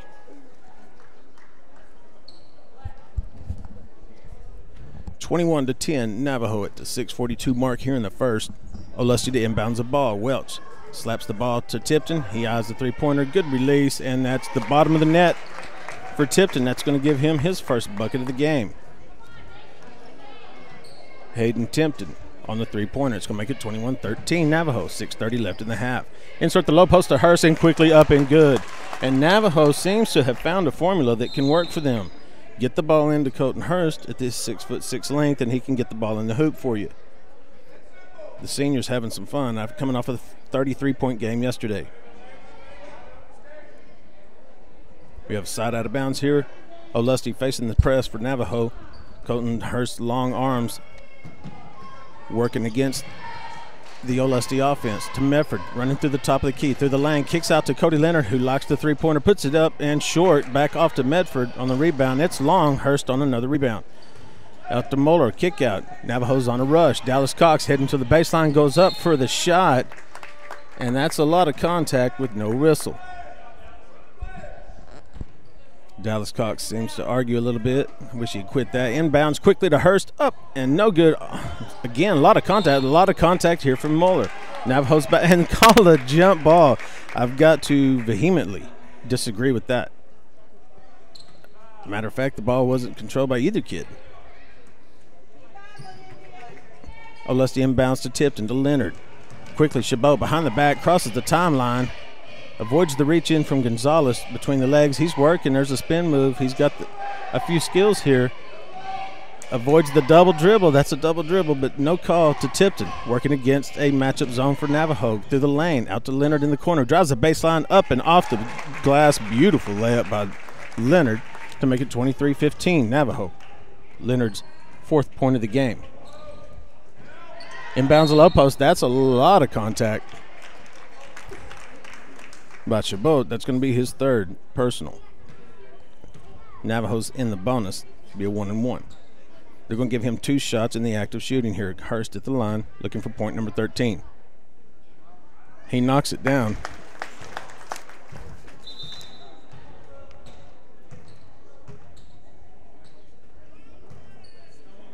That's Hurst. Correction, that's Hurst's 15th point of the half. 16 for Hurst as he knocks down shot number 2, and Colton Hurst is on fire.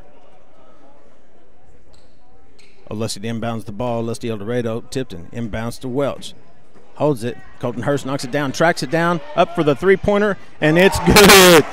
Colton Hurst single-handedly gets a deflection, saves the steal from going out of bounds, and finds himself right at the three-point line for the shot and knocks it down. Mefford on the other end on the drive and miss. Out on Navajo off the rebound. Josephine knocks it out. Welch to inbounds the ball underneath the basket for Olustee-Eldorado. Out to Mefford. To Angel Ramirez. He works his way to the top of the key. Over to the right side, far side.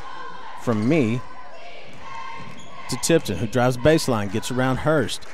Hurst deflects the ball, the long arms. Up ahead to Dallas Cox. He's got a breakaway layup here. Finger row is up and good for Dallas Cox, his 4th point of the game. Tipton across the timeline, quickly drives, kicks to Medford. Out to Angel Ramirez and sees Leonard. Open three-pointer. He turns it down, drives through, pulls up Jay from 12 feet. He misses. Deflected by Hurst. Goes out to Tipton in the corner to Medford. Dribbles in, gets it reached in, avoids that. Welch up and off the glass for Olustee-Eldorado. Be his first bucket of the game. 30-17. Navajo at the 4:20 mark. Hurst locks it again, and he's heating up. Hurst from 3 on the long range. That gives him 22 for the half with 4 minutes to go in the second quarter. He's getting used to this scoring thing, and I think he likes it. Ramirez at the top of the key to Tipton. Over in the corner to Welch. Welch Ramirez, he's getting double teamed. He's got 2 giants on him. Gets around him on the bounce pass. Medford kicks to the corner to Leonard. He likes the 3. In and out, no good. Medford up off the glass, good, and fouled. So he picks up a foul from Dallas Cox, his second. It's on the shot. Medford to have a chance to complete the old-fashioned three-pointer, as they say, but it never does go out of style, I promise you. Medford up for the free throw, and it is good. It drops for Medford. It's going to give Medford his 7th point of the game. Navajo at the top of the key to Muller, left to Dallas Cox. Insert the low post to Josephine, up and off the glass, no good, but a foul coming, and 2 shots at the line. We'll check the foul here.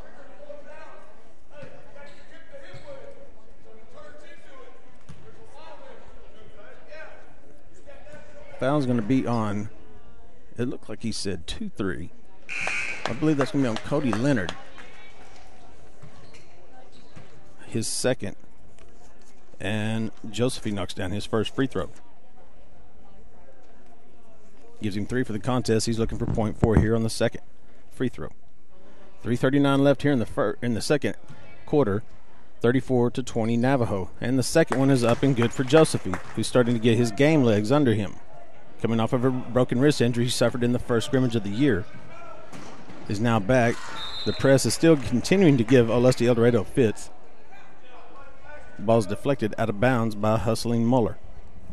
3:35 left, 35-20 Navajo.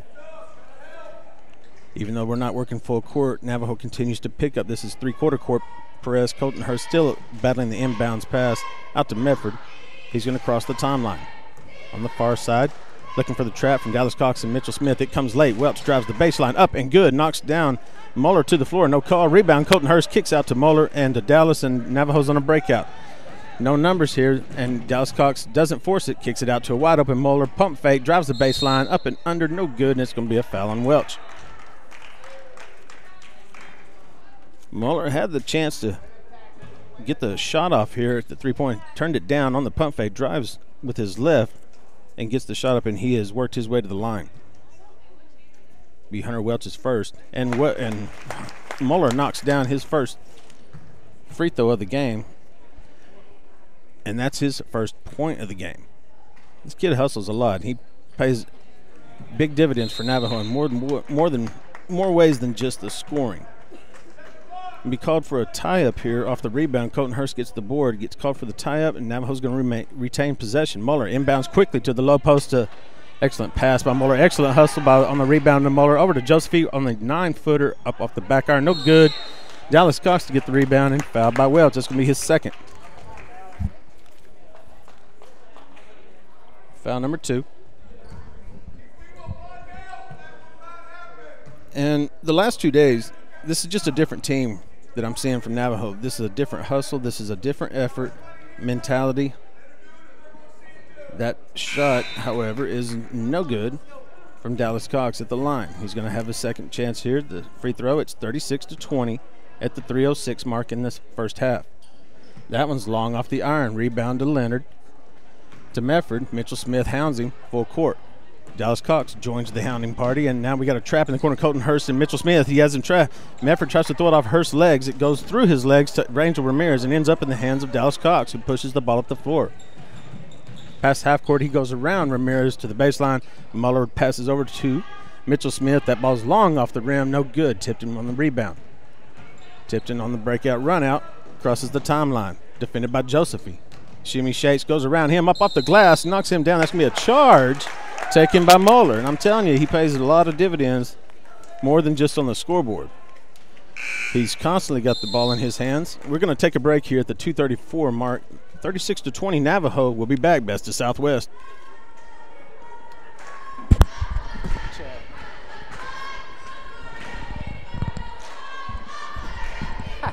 At Danny's Service Center in Blair on Highway 283, we offer a full line of automotive and diesel services. And we're proud to offer out-of-town towing for all of our customers. At Danny's Service Center in Blair, we are also very proud to be supporters of Navajo Indian sports. We wish you luck in today's game and encourage your success in everything you do. All the crew at Danny's Service Center on Highway 283 in Blair are happy to be a part of today's broadcast.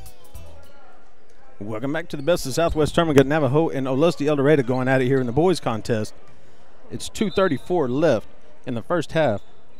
Navajo 36 and Olustee-Eldorado Diamondbacks 20. Colton Hurst, by my numbers, unofficially has 22 of Navajo's 36. Inbounds the ball. Muller throws it in to Mitchell Smith. Over to Muller. Crossing timeline, insert the low post to Holden Mandrell. It's slapped away by Welch. Mandrell with 2 fouls back into the contest. Dallas Cox on the rest. Angel Ramirez gets to the line, pump fakes, doesn't release it. Blocked by Hurst on the Mefford attempt for three-pointer. Chased down by a new player here, Connor Adams, number 44. Mefford at the top of the key to Adams, to Leonard in the corner. To Mefford. Kicks it over to Adams. Back to the top to Angel Ramirez, and Olustee's looking for an offensive identity at this point. Chabot usually controls the things and helps him get the shots off. There's Mefford on the drive in. He slices through the traffic. No good off the glass. Josephie with the rebound. Navajo kicks out on the run out. Mitchell Smith goes around. Everybody has the ball deflected, knocked out of bounds by Mefford. It'll remain with Navajo. Muller inbounds the ball underneath his own bucket. Mandrell's the only one moving here. Insert to Mandrell. Muller on the pump fake to high post to Mandrell. Kicks it out to Muller into the corner to Joseph. He puts up the three. That's long. Hustled down by Mandrell. Up for the 7-foot pull-up J. That's too hard off the back glass, and Aaron Josephie will get called for the over the back as he went up and put 2 hands on it. Perhaps if he just goes straight up and tries to deflect it to himself or somebody, he may not get that call. But he tried to come down with 2 hands on it, and he did. But it put it clear over the back of Welch, who will go to the line for 1-1. 36-20, Navajo at 1:23 left in the first half. Too long off the back iron. Welch on his first attempt gets chased down by Holden Mandrell, who I think if he'd have just let that go would have been Navajo's ball. Welch on the inbounds to underneath the goal, slaps the ball. Olustee's moving here, kicks out to Ramirez, pump fake, goes to the baseline, pulls up to the J. It's off the backboard, no good. Gives it to Aaron Josephie. Crossing the timeline with Mitchell Smith. Colton Hurst picks up his dribble to the high post to Mandrell. He drives in, slicing is good. The hoop and the harm. That's going to be Mandrell's first bucket of the game. He's going to go to the line for the old-fashioned three-point play.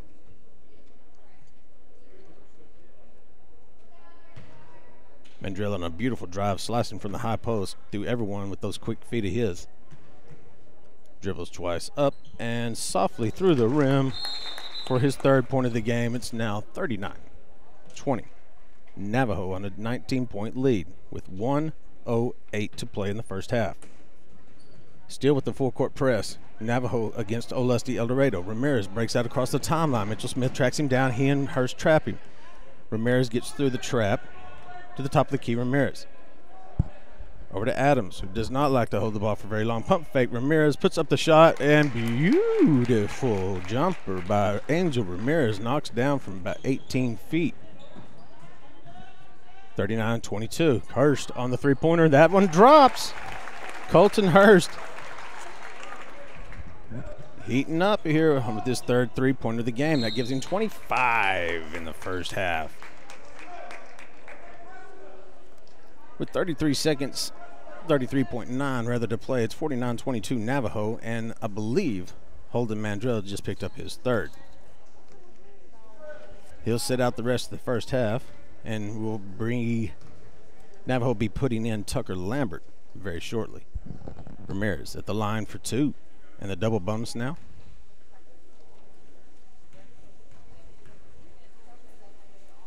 Dribbles patiently, puts up the shot. Nothing but the bottom of that net.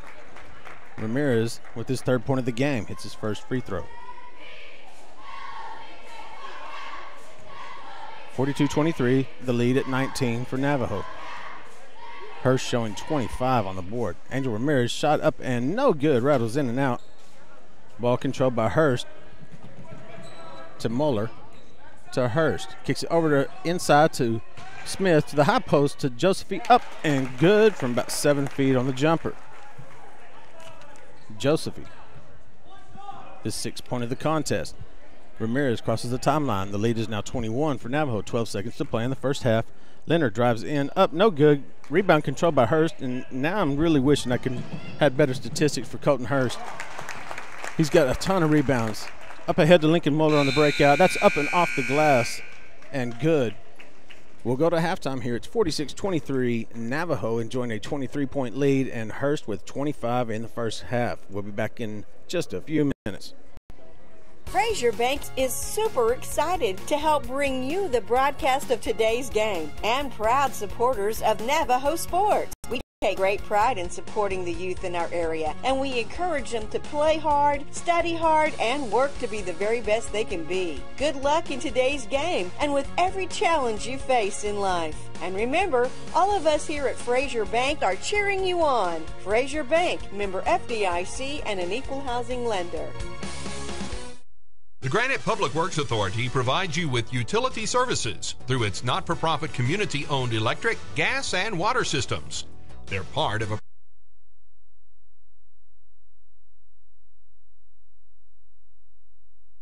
employees are dedicated to providing you, their neighbor and customer, with the most reliable and affordable services. Granite Public Service since 1909.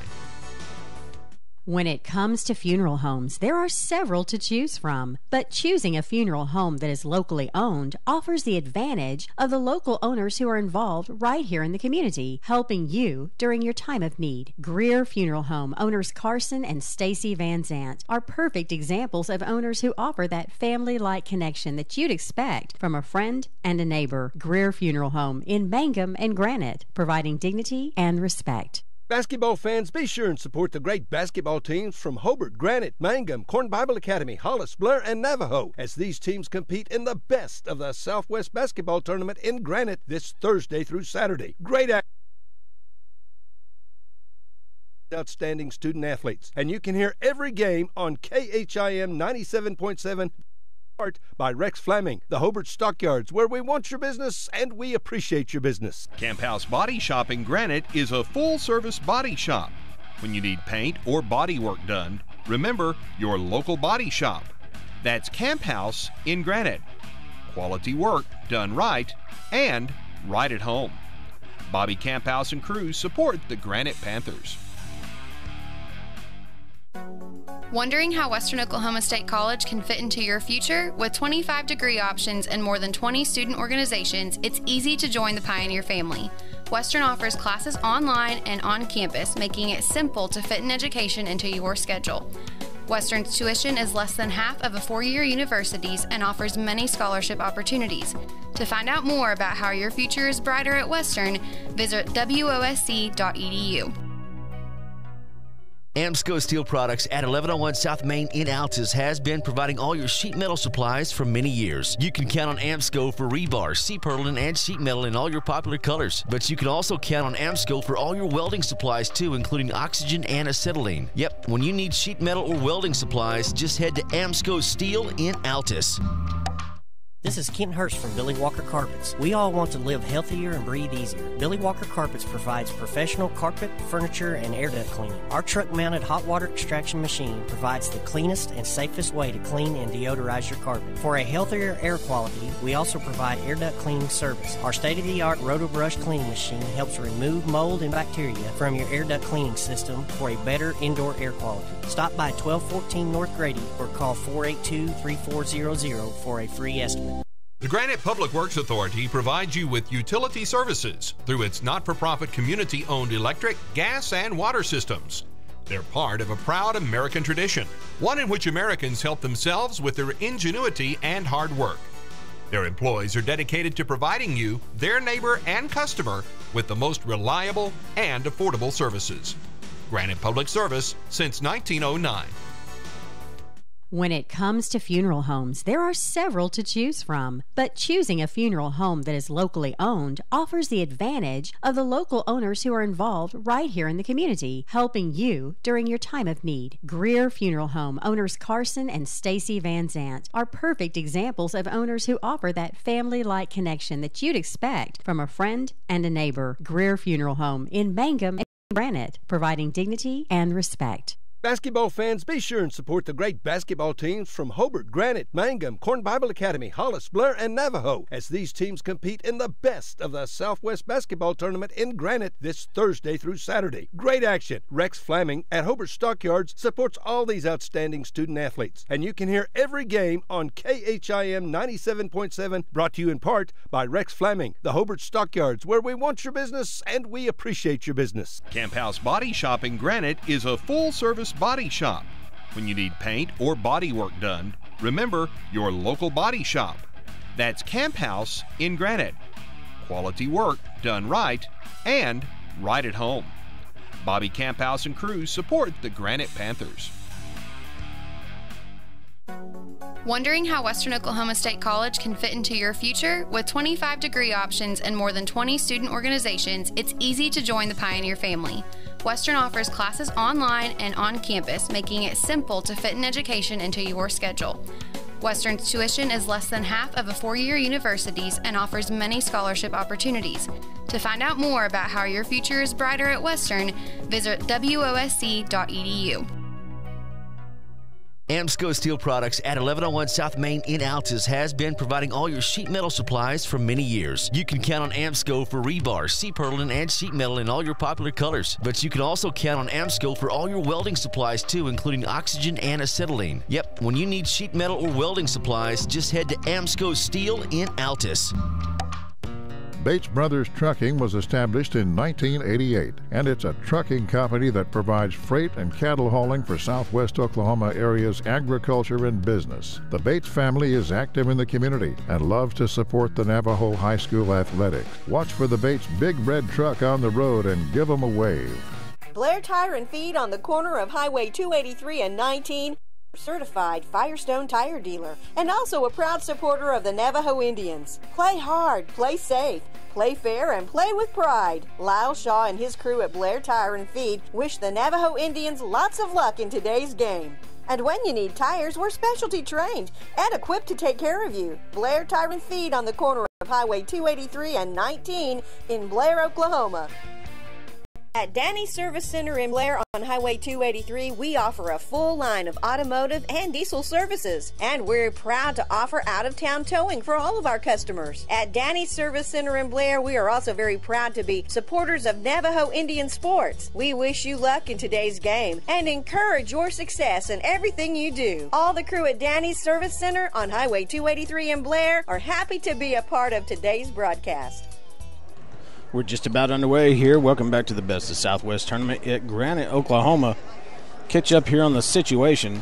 Navajo leading Olustee-Eldorado 46-23 at the half. About the only big scoring news for Navajo with Colton Hurst at 25 in the first half. Had 33 yesterday.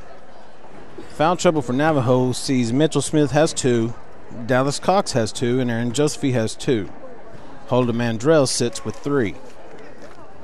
Olustee-Eldorado led in scoring by Jaden Mefford. I keep putting that D in there. Jaden Mefford with 7. Foul trouble for Olustee-Eldorado. Cody Leonard, Jaden Mefford, Hunter Welch, each with 2. Nathan Chabot has 3. Olustee with their starting 5 of Mefford, Adams, Cody Leonard, Tipton, and Chabot. Navajo will go back with their starting lineup. Sees Mandrell enter back in with Mitchell Smith, Lincoln Muller, Colton Hurst and Dallas Cox. We got 8 minutes on the clock here, and away we go. Following this game will be a third place contest between Corn Bible girls and Navajo girls. Inbounds, Chabot to the right side to Tipton. Olustee now working on the right side of your dial. To the top of the key to Chabot. Mefford skip past to Tipton. Navajo on the ever-expanding zone defense. Nobody plays with their hands up anymore on the inside of a zone. Colton Hurst sneaks over the entry pass to Leonard into the low post and knocks it down. Navajo takes possession to Smith, and he throws it away. He neither threw that to Muller or Hurst. He kind of split the difference, thinking one of them would get it, and they did not. Ball will go over to Olustee-Eldorado. Tipton inbounds the ball to Chabot. Crosses timeline. Mefford on the far side. Turns down Coney Leonard in the corner. Over to Tipton at the top of the key. Mefford over to Leonard. Doesn't look at the three-pointer. Sees him out of the corner of his eye. He sees Tucker Adams down low for the catch and the score. Gives Tucker Adams his first bucket of the game as Navajo quickly rushes the ball up the floor. Mandrell on the layup and is fouled. He misses the shot. He'll go to the line for 2.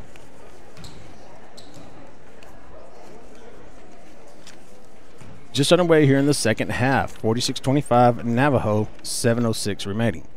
7:02 remaining. And Holden Mandrell's first free throw is short. He'll look to knock down the second one. Mandrell with 3 points today. And a whole lot of hustle, which is what you'd expect from him. Senior gets the ball. He bounces it twice. We have a style spin. And the second one is up off the front iron, but it crawls over, and it's good. The steal by Dallas Cox on the entry pass, and is going to be fouled. He'll go to the line for 2. That's 2 quick fouls here. It's a foul on Tucker Adams on the Dallas Cox layup attempt. Be his first personal. Second team foul quickly here in the second half. Free throw up by Dallas Cox. It's off the front iron and bounces over to the right. No good.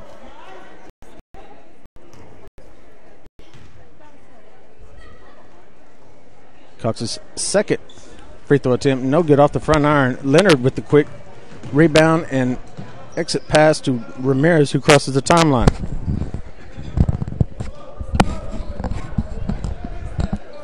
Excuse me, there's the entry pass from Tipton, who misses everybody. Navajo with the ball. Hurst on the long distance 3. Logo range just comes up short to Holden Mandrell. Pulls up for the jumper. 7-footer is good. It's Mandrell's 5th. 6th point of the game, rather. Attempting to break the press. Going to be a reach-in foul on Dallas Cox. It's going to be his 3rd. First personal, or first team foul, rather, in the second half for Navajo. Muller attempts to block Leonard on the sideline, fails to do so. Leonard drives in, blocked from behind from Colton Hurst. He's got multiple blocks, rebounds, steals, and a breakout. And Holden Mandrell on the full speed layup with the left hand. Beautiful play by Mandrell. He has 8. Mefford works against the press, guarded by Mitchell Smith, looking for the trap in the corner, no good. Gets it out to Cody Leonard, who pulls up for the charging in, and another block from Hurst. That's going to be a technical foul issued on Cody Leonard. He must have said something that the ref did not like. Colton Hurst had a beautiful block. I didn't see any foul on it at all. He kept his body away from him and got the block out of bounds. But Leonard verbally said something with his back turned to me anyway. Gets the technical foul. Hurst will go to the line to shoot the technicals. Up, rattles in, and good for Hurst's 26th point of the contest. The second technical foul is up and nothing but the net. Hurst makes good on the technicals. Leonard will sit.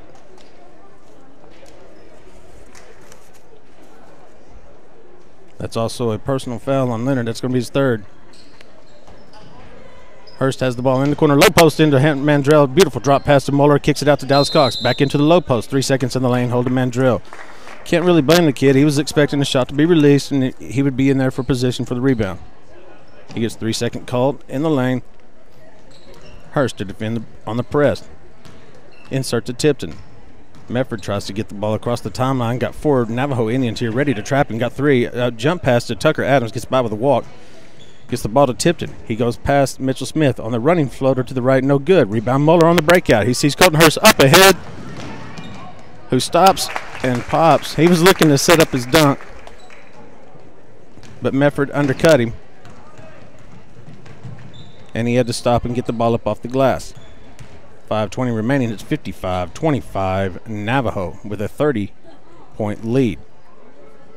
Hurst now with 29 in the contest.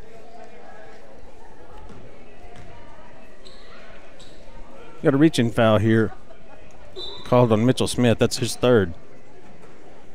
Second team foul here for Navajo in the second half. Ball controlled at the top of the key by Ramirez. Over to Tipton. Into the corner to Tucker Adams. He's looking to pass. Deflected by Muller. Out of bounds. Ball will stay with Olustee-Eldorado. Got to be thinking Miller will be going to the bench here for Navajo at some point and start bringing in some of these youngsters here with the 30-point lead. Ball into Medford, who struggles against number 2, Mitchell Smith, guarding him to Tipton over here on the right side. Tipton controls it, backs out to Medford. Over to Ramirez in the corner to Adams, who sees the 3. Short. Ball out of bounds. Will go to Navajo.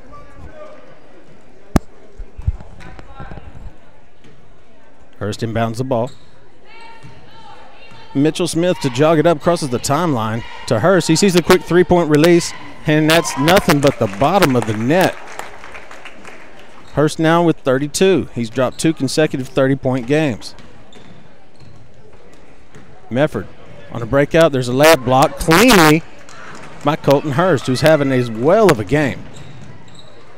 To Muller to Hurst, who knocks that one down. This kid has found his range. Man, he's on fire. Good night. That's 35 for the contest for Colton Hurst. Scoring's looking easily for him. Rebound by Hurst. Kicks it out quickly to Mitchell Smith. Out to Holden Mandrell on the breakout. The senior gets reached in. No call, but gets the bucket to drop. Mandrell on the breakaway. Kicks it out quickly to Welch, who gets blocked by Colton Hurst. At the very least, adjust his shot. Mandrell around everybody. Left-handed up off the glass and good. Holden Mandrell with 2 consecutive breakout layups. That's going to give him 12 for the contest. Medford to Ramirez. Crosses the court. And he gets tripped up. That's going to be a foul on Holden Mandrell. He didn't want that called on him, but he has to get that call on the hip check, knock Ramirez down to the floor, and that's Holden Mandrell's 4th. Here comes some of the bench for Navajo. Tucker Lambert, Aaron Josephy, and Kelby Shoemaker makes his first appearance. Smith, Muller, and Mandrell will rest. Tipton at the top of the key, guarded by Shoemaker. In the 2-3 zone for Navajo. Adams with the ball in the corner, tries to pass it through too many hands. Ball's deflected, and it ends up in the hands of Medford, who puts it up and in for Olustee. Scores 65-27 Navajo.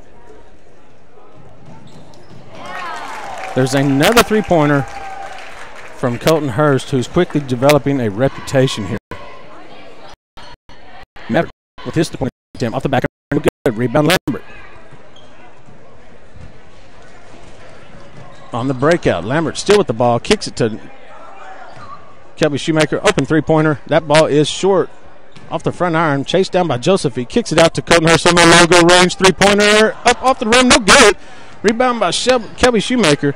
Got a lot of contact here, no call. Lambert ends up on the floor. Breakout by Tipton here.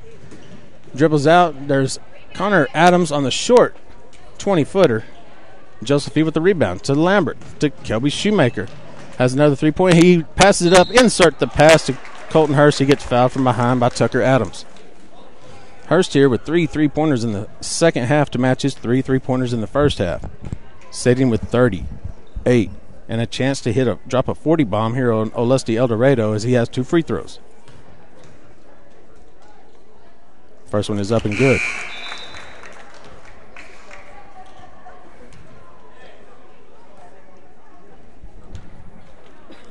Chabot enters back in for Olustee-Eldorado, and Hunter Welch will have a rest.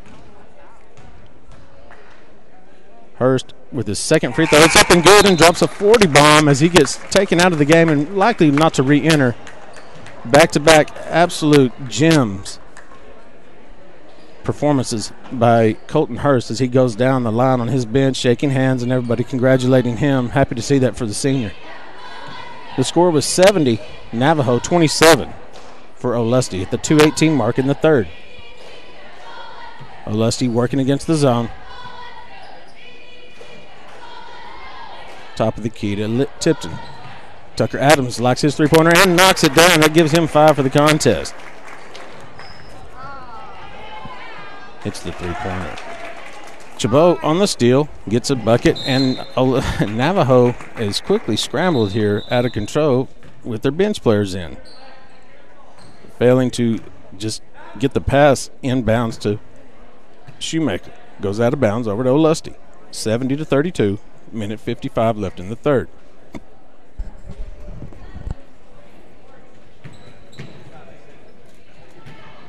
Inbounds to Tipton, getting trapped in the corner by Lambert and Gonzalez. Ball's loose. Ball's out of bounds. Will remain with OE Diamondbacks. Adams inbounds again with the corner trap. Chabot over to Medford. Pump fakes. Has it knocked away a little bit by Kelby Shoemaker. Regains control. Chabot on the jumper. No good floater. Aaron Josephine on the breakout. Over to Lambert with the up scoop. No good on the layup. Shoemaker comes away with the loose ball. Gonzalez from 15 feet and nothing but nylon. Caleb Gonzalez gets his second bucket of the game. He's got 4. 72-32. Navajo by 40. Tipton to Chabot here with a minute to play, about a minute 10. Tipton on the long range three-pointer, in and out, no good. Josephine on the rebound, avoids going out of bounds. Shoemaker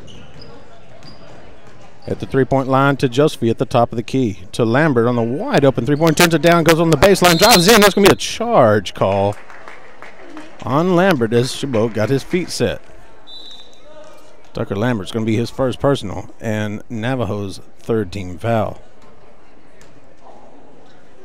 Tucker Adams will have a rest for Olustee as Cody Leonard comes back in. First time he's made an appearance since his technical foul. Chabot crosses half court. We're under a minute to play here in the third, 72-32. It's a better performance by Navajo. That's blocked by Tucker Lambert on Connor Adams. Josephine holds the ball up at the top of the key, and we're going to try to run a little bit of clock. Will we? No. Caleb Gonzalez puts the ball in the air. That's a three-pointer good. And everybody getting into the scoring for Navajo. That's 7 for Gonzalez off the bench. Up and under scoop by Chabot. Good play. Rebound by Joseph back. Gonzalez on the alley. Oh, my goodness!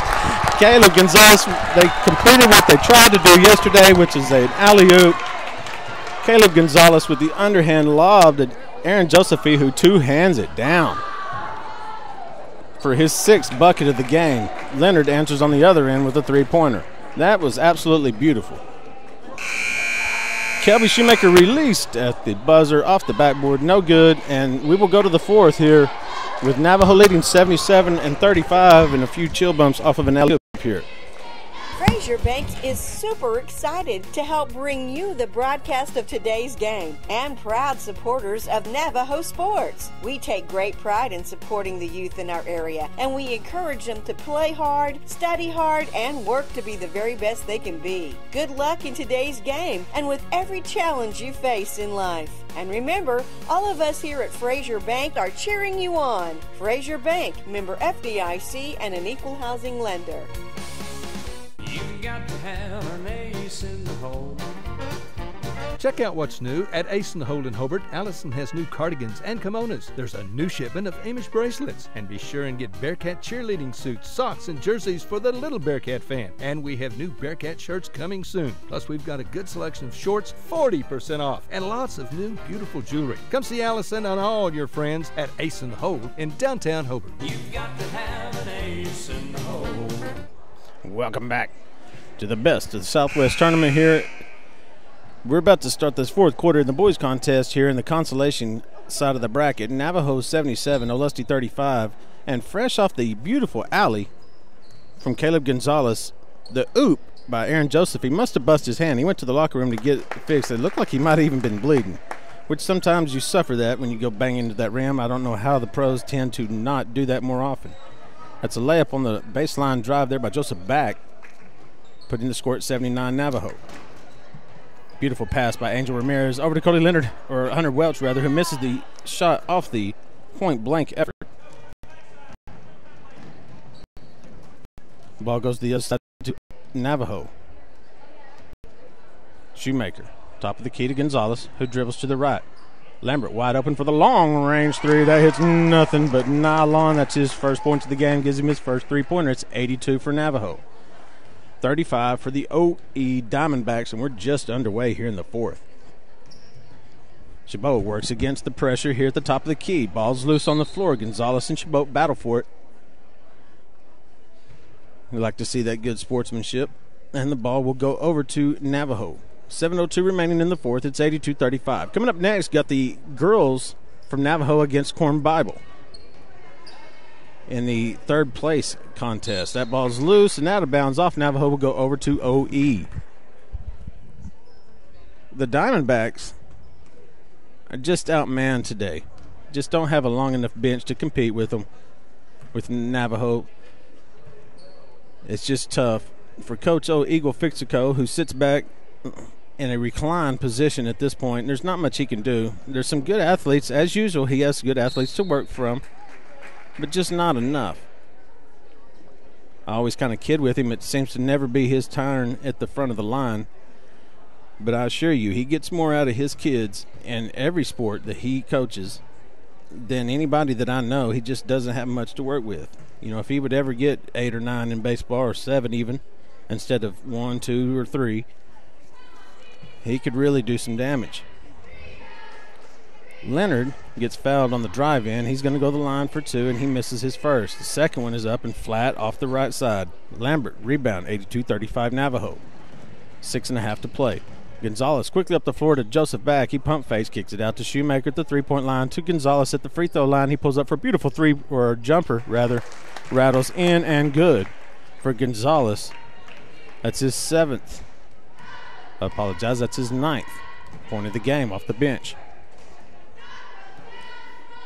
Olustee working against the zone. Chabot going to put up a high arcing three-pointer who splashed down, scores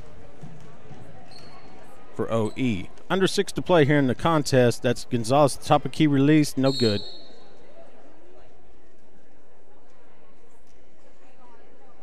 And I think the official thought there was more to that than there was. Chabot gets the rebound. He clears out with an elbow. And it looked like the referee was smelling trouble, that there was going to be a little bit more to this than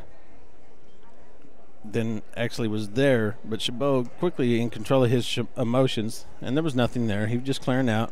Incidental contact, not even a foul call. Ball will go over to Olustee. Chabot works against Gonzalez. Chabot excellent ball handling skills. To Ramirez, cuts through, gets it to Chabot. Out to the top of the key to Leonard. He jumps up to pass down low to Ramirez, and the ball is stolen away by Lambert. Tucker Lambert crosses half court, gets to the top of the key. To Gonzalez, wide open for 3, and it's no good off the back iron. Back up for the rebound, no good. It gets kicked out to Angel Ramirez on the breakaway. There's a lob up. They tried to repeat the alley-oop, and it got deflected away from Cody Leonard, who would be more than capable of knocking that oop down. Caleb Gonzalez pass stolen away by Angel Ramirez, who's on a breakout, 2-on-1. Tries to get it over to Leonard again, and quick, feisty hands from Navajo knocks that one away. Back with the rebound. Gets the ball kicked out to Shoemaker, and that lob is way too high and hot for Tucker Lambert to handle. Insert number 15 for Navajo, and Gonzalez. 15 will be Chris Cook. Enter the lineup. Going to be a timeout here. It's 84-38 Navajo. Well in control here. Under 5 to play here in the fourth. We'll take a break. The Granite Public Works Authority provides you with utility services through its not-for-profit community-owned electric, gas, and water systems. They're part of a proud American tradition, one in which Americans help themselves with their ingenuity and hard work. Their employees are dedicated to providing you, their neighbor and customer, with the most reliable and affordable services. Granite Public Service since 1909. Back out here at the Best of Southwest tournament. We're here at the Granite Gymnasium for the boys consolation contest, and this one's going to go to Navajo with an 84-38 lead at 4:58 to play in the fourth. Colton Hurst, who in a matter of less than 3 quarters managed to knock down a 40-point game here. Chabot puts up the long distance 3 for Olustee-Eldorado, and that's good. Going to cross into 41 points here for Olustee-Eldorado.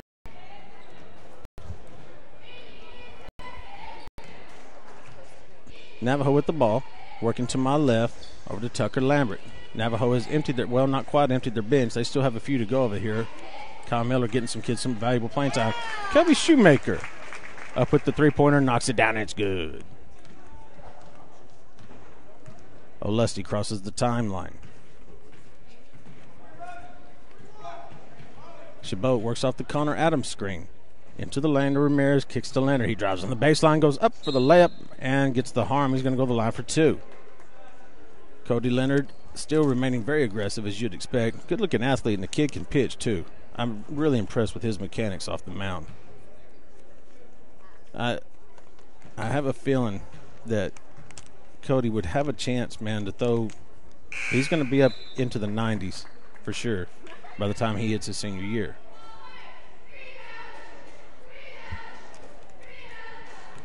His first free throw is up and good, making it 87-42. His second free throw is up and good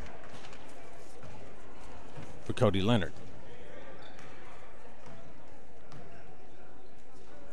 His 9th point of the contest. Navajo sees Lambert with the ball over the left side to Cook. Top of the key to Cade Berry, who's in the game. Nothing but net. Splash down for Cade Berry, who comes in and gives Aaron Josephy a break.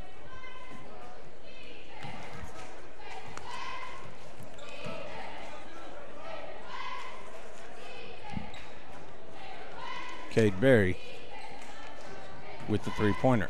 Makes it 90-43. Up and no good from Chabot. Got a rebound here with Tucker Lambert. And as he flails around to try to get separation here, we got a foul on number 42, Chabot. That's going to give him his, no, check that, it's Medford on the foul, giving him his 4th. Navajo in control. Kelby Shoemaker, top of the key. Kicks it over to Cade Berry, to Caleb Covey on the right wing. Covey enters the game. There's a drive by number 5, Sean Beach. Loses control trying to get that pass over to Covey as he drove in. Cody Leonard up and no good off the backboard.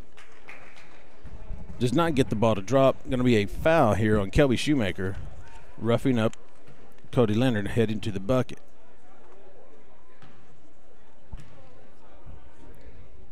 Cody Leonard is 3 of his last 3 here from the free throw line. And enter Braden Smith for Kelby Shoemaker. For Navajo. Leonard getting ready for his 2nd free throw.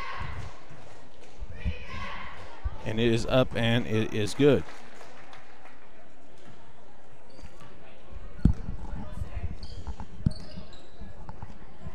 Cade Berry on another release from Navajo. That's long and misses everything. I think he's starting to feel he's a 3-point shooter. He's now 1 for 2. 90-45, Navajo at 2:45 remaining here in the contest. The consolation contest. Leonard loses control. Chris Cook on the breakout. He's going to be going up for the layup, and a hard foul by Chabot. Even at 90-45, Chabot would rather not give up that breakout layup than to avoid his 5th. That's going to be 5 fouls. He will have to sit down for the contest. The last 2:40 remaining, and Connor Adams will take his place. Chris Cook at the line for his first free throw. Up and rattles out. No good. 2:40 left here at the Best of Southwest tournament. Stay tuned. We got the Navajo girls coming up against Corn Bible. Cook's second free throw, no good. Barry gets the rebound, tries to put back, and Leonard emphatically denies him. Medford on the breakout, goes up hard and high, gets undercut by Sean Beach. Going to be a blocking foul. So Medford with the hoop and the harm. That's his 11th point of the game. He's going to go to the line for one if he can get to the line. Looks like Eagle Fixco is going to take a timeout here, a full timeout rather. Chad, I can't. It's got a noise. There we go. Looks like he's not going to take a timeout. They're going to get a second shooter here. Hunter Welch is going to take his free throw. And Medford's now on the bench with ice on his wrist as he crashed to the floor hard. Hunter Welch knocks that one down.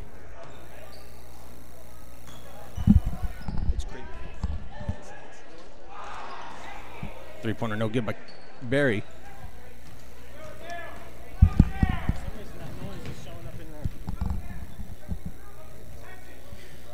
Olustee with the ball.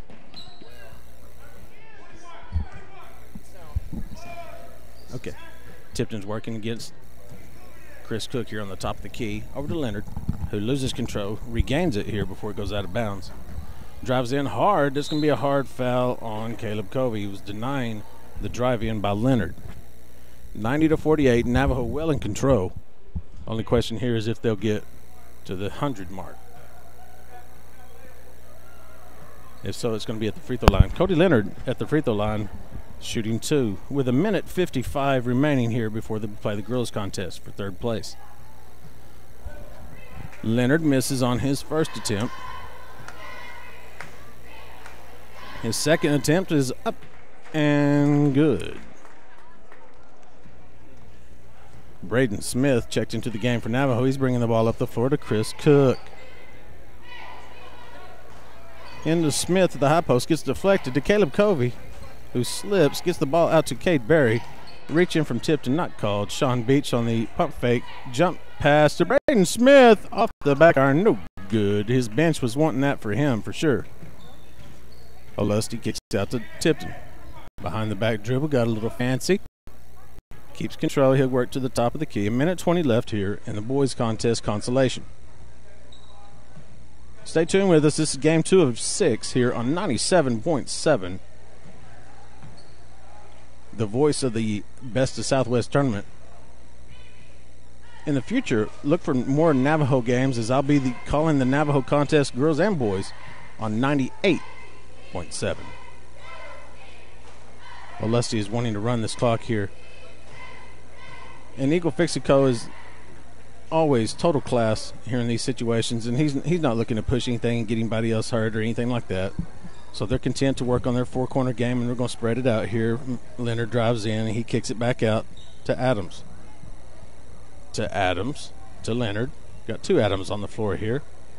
Father Morgan, perhaps he one of the best pitchers to come out of Southwest Oklahoma that I can ever remember. Had the meanest split finger I've seen. Tipton works against Cook. Got 20 seconds left here for the end of this. Excellent showing here by the Navajo boys as Colton Hurst there's a steal by Braden Smith. Cook on the breakout's going to pull it up. 12 seconds to go, and Navajo likely, I know these kids off this bench, and they're likely to put a shot up here with 5 seconds to go.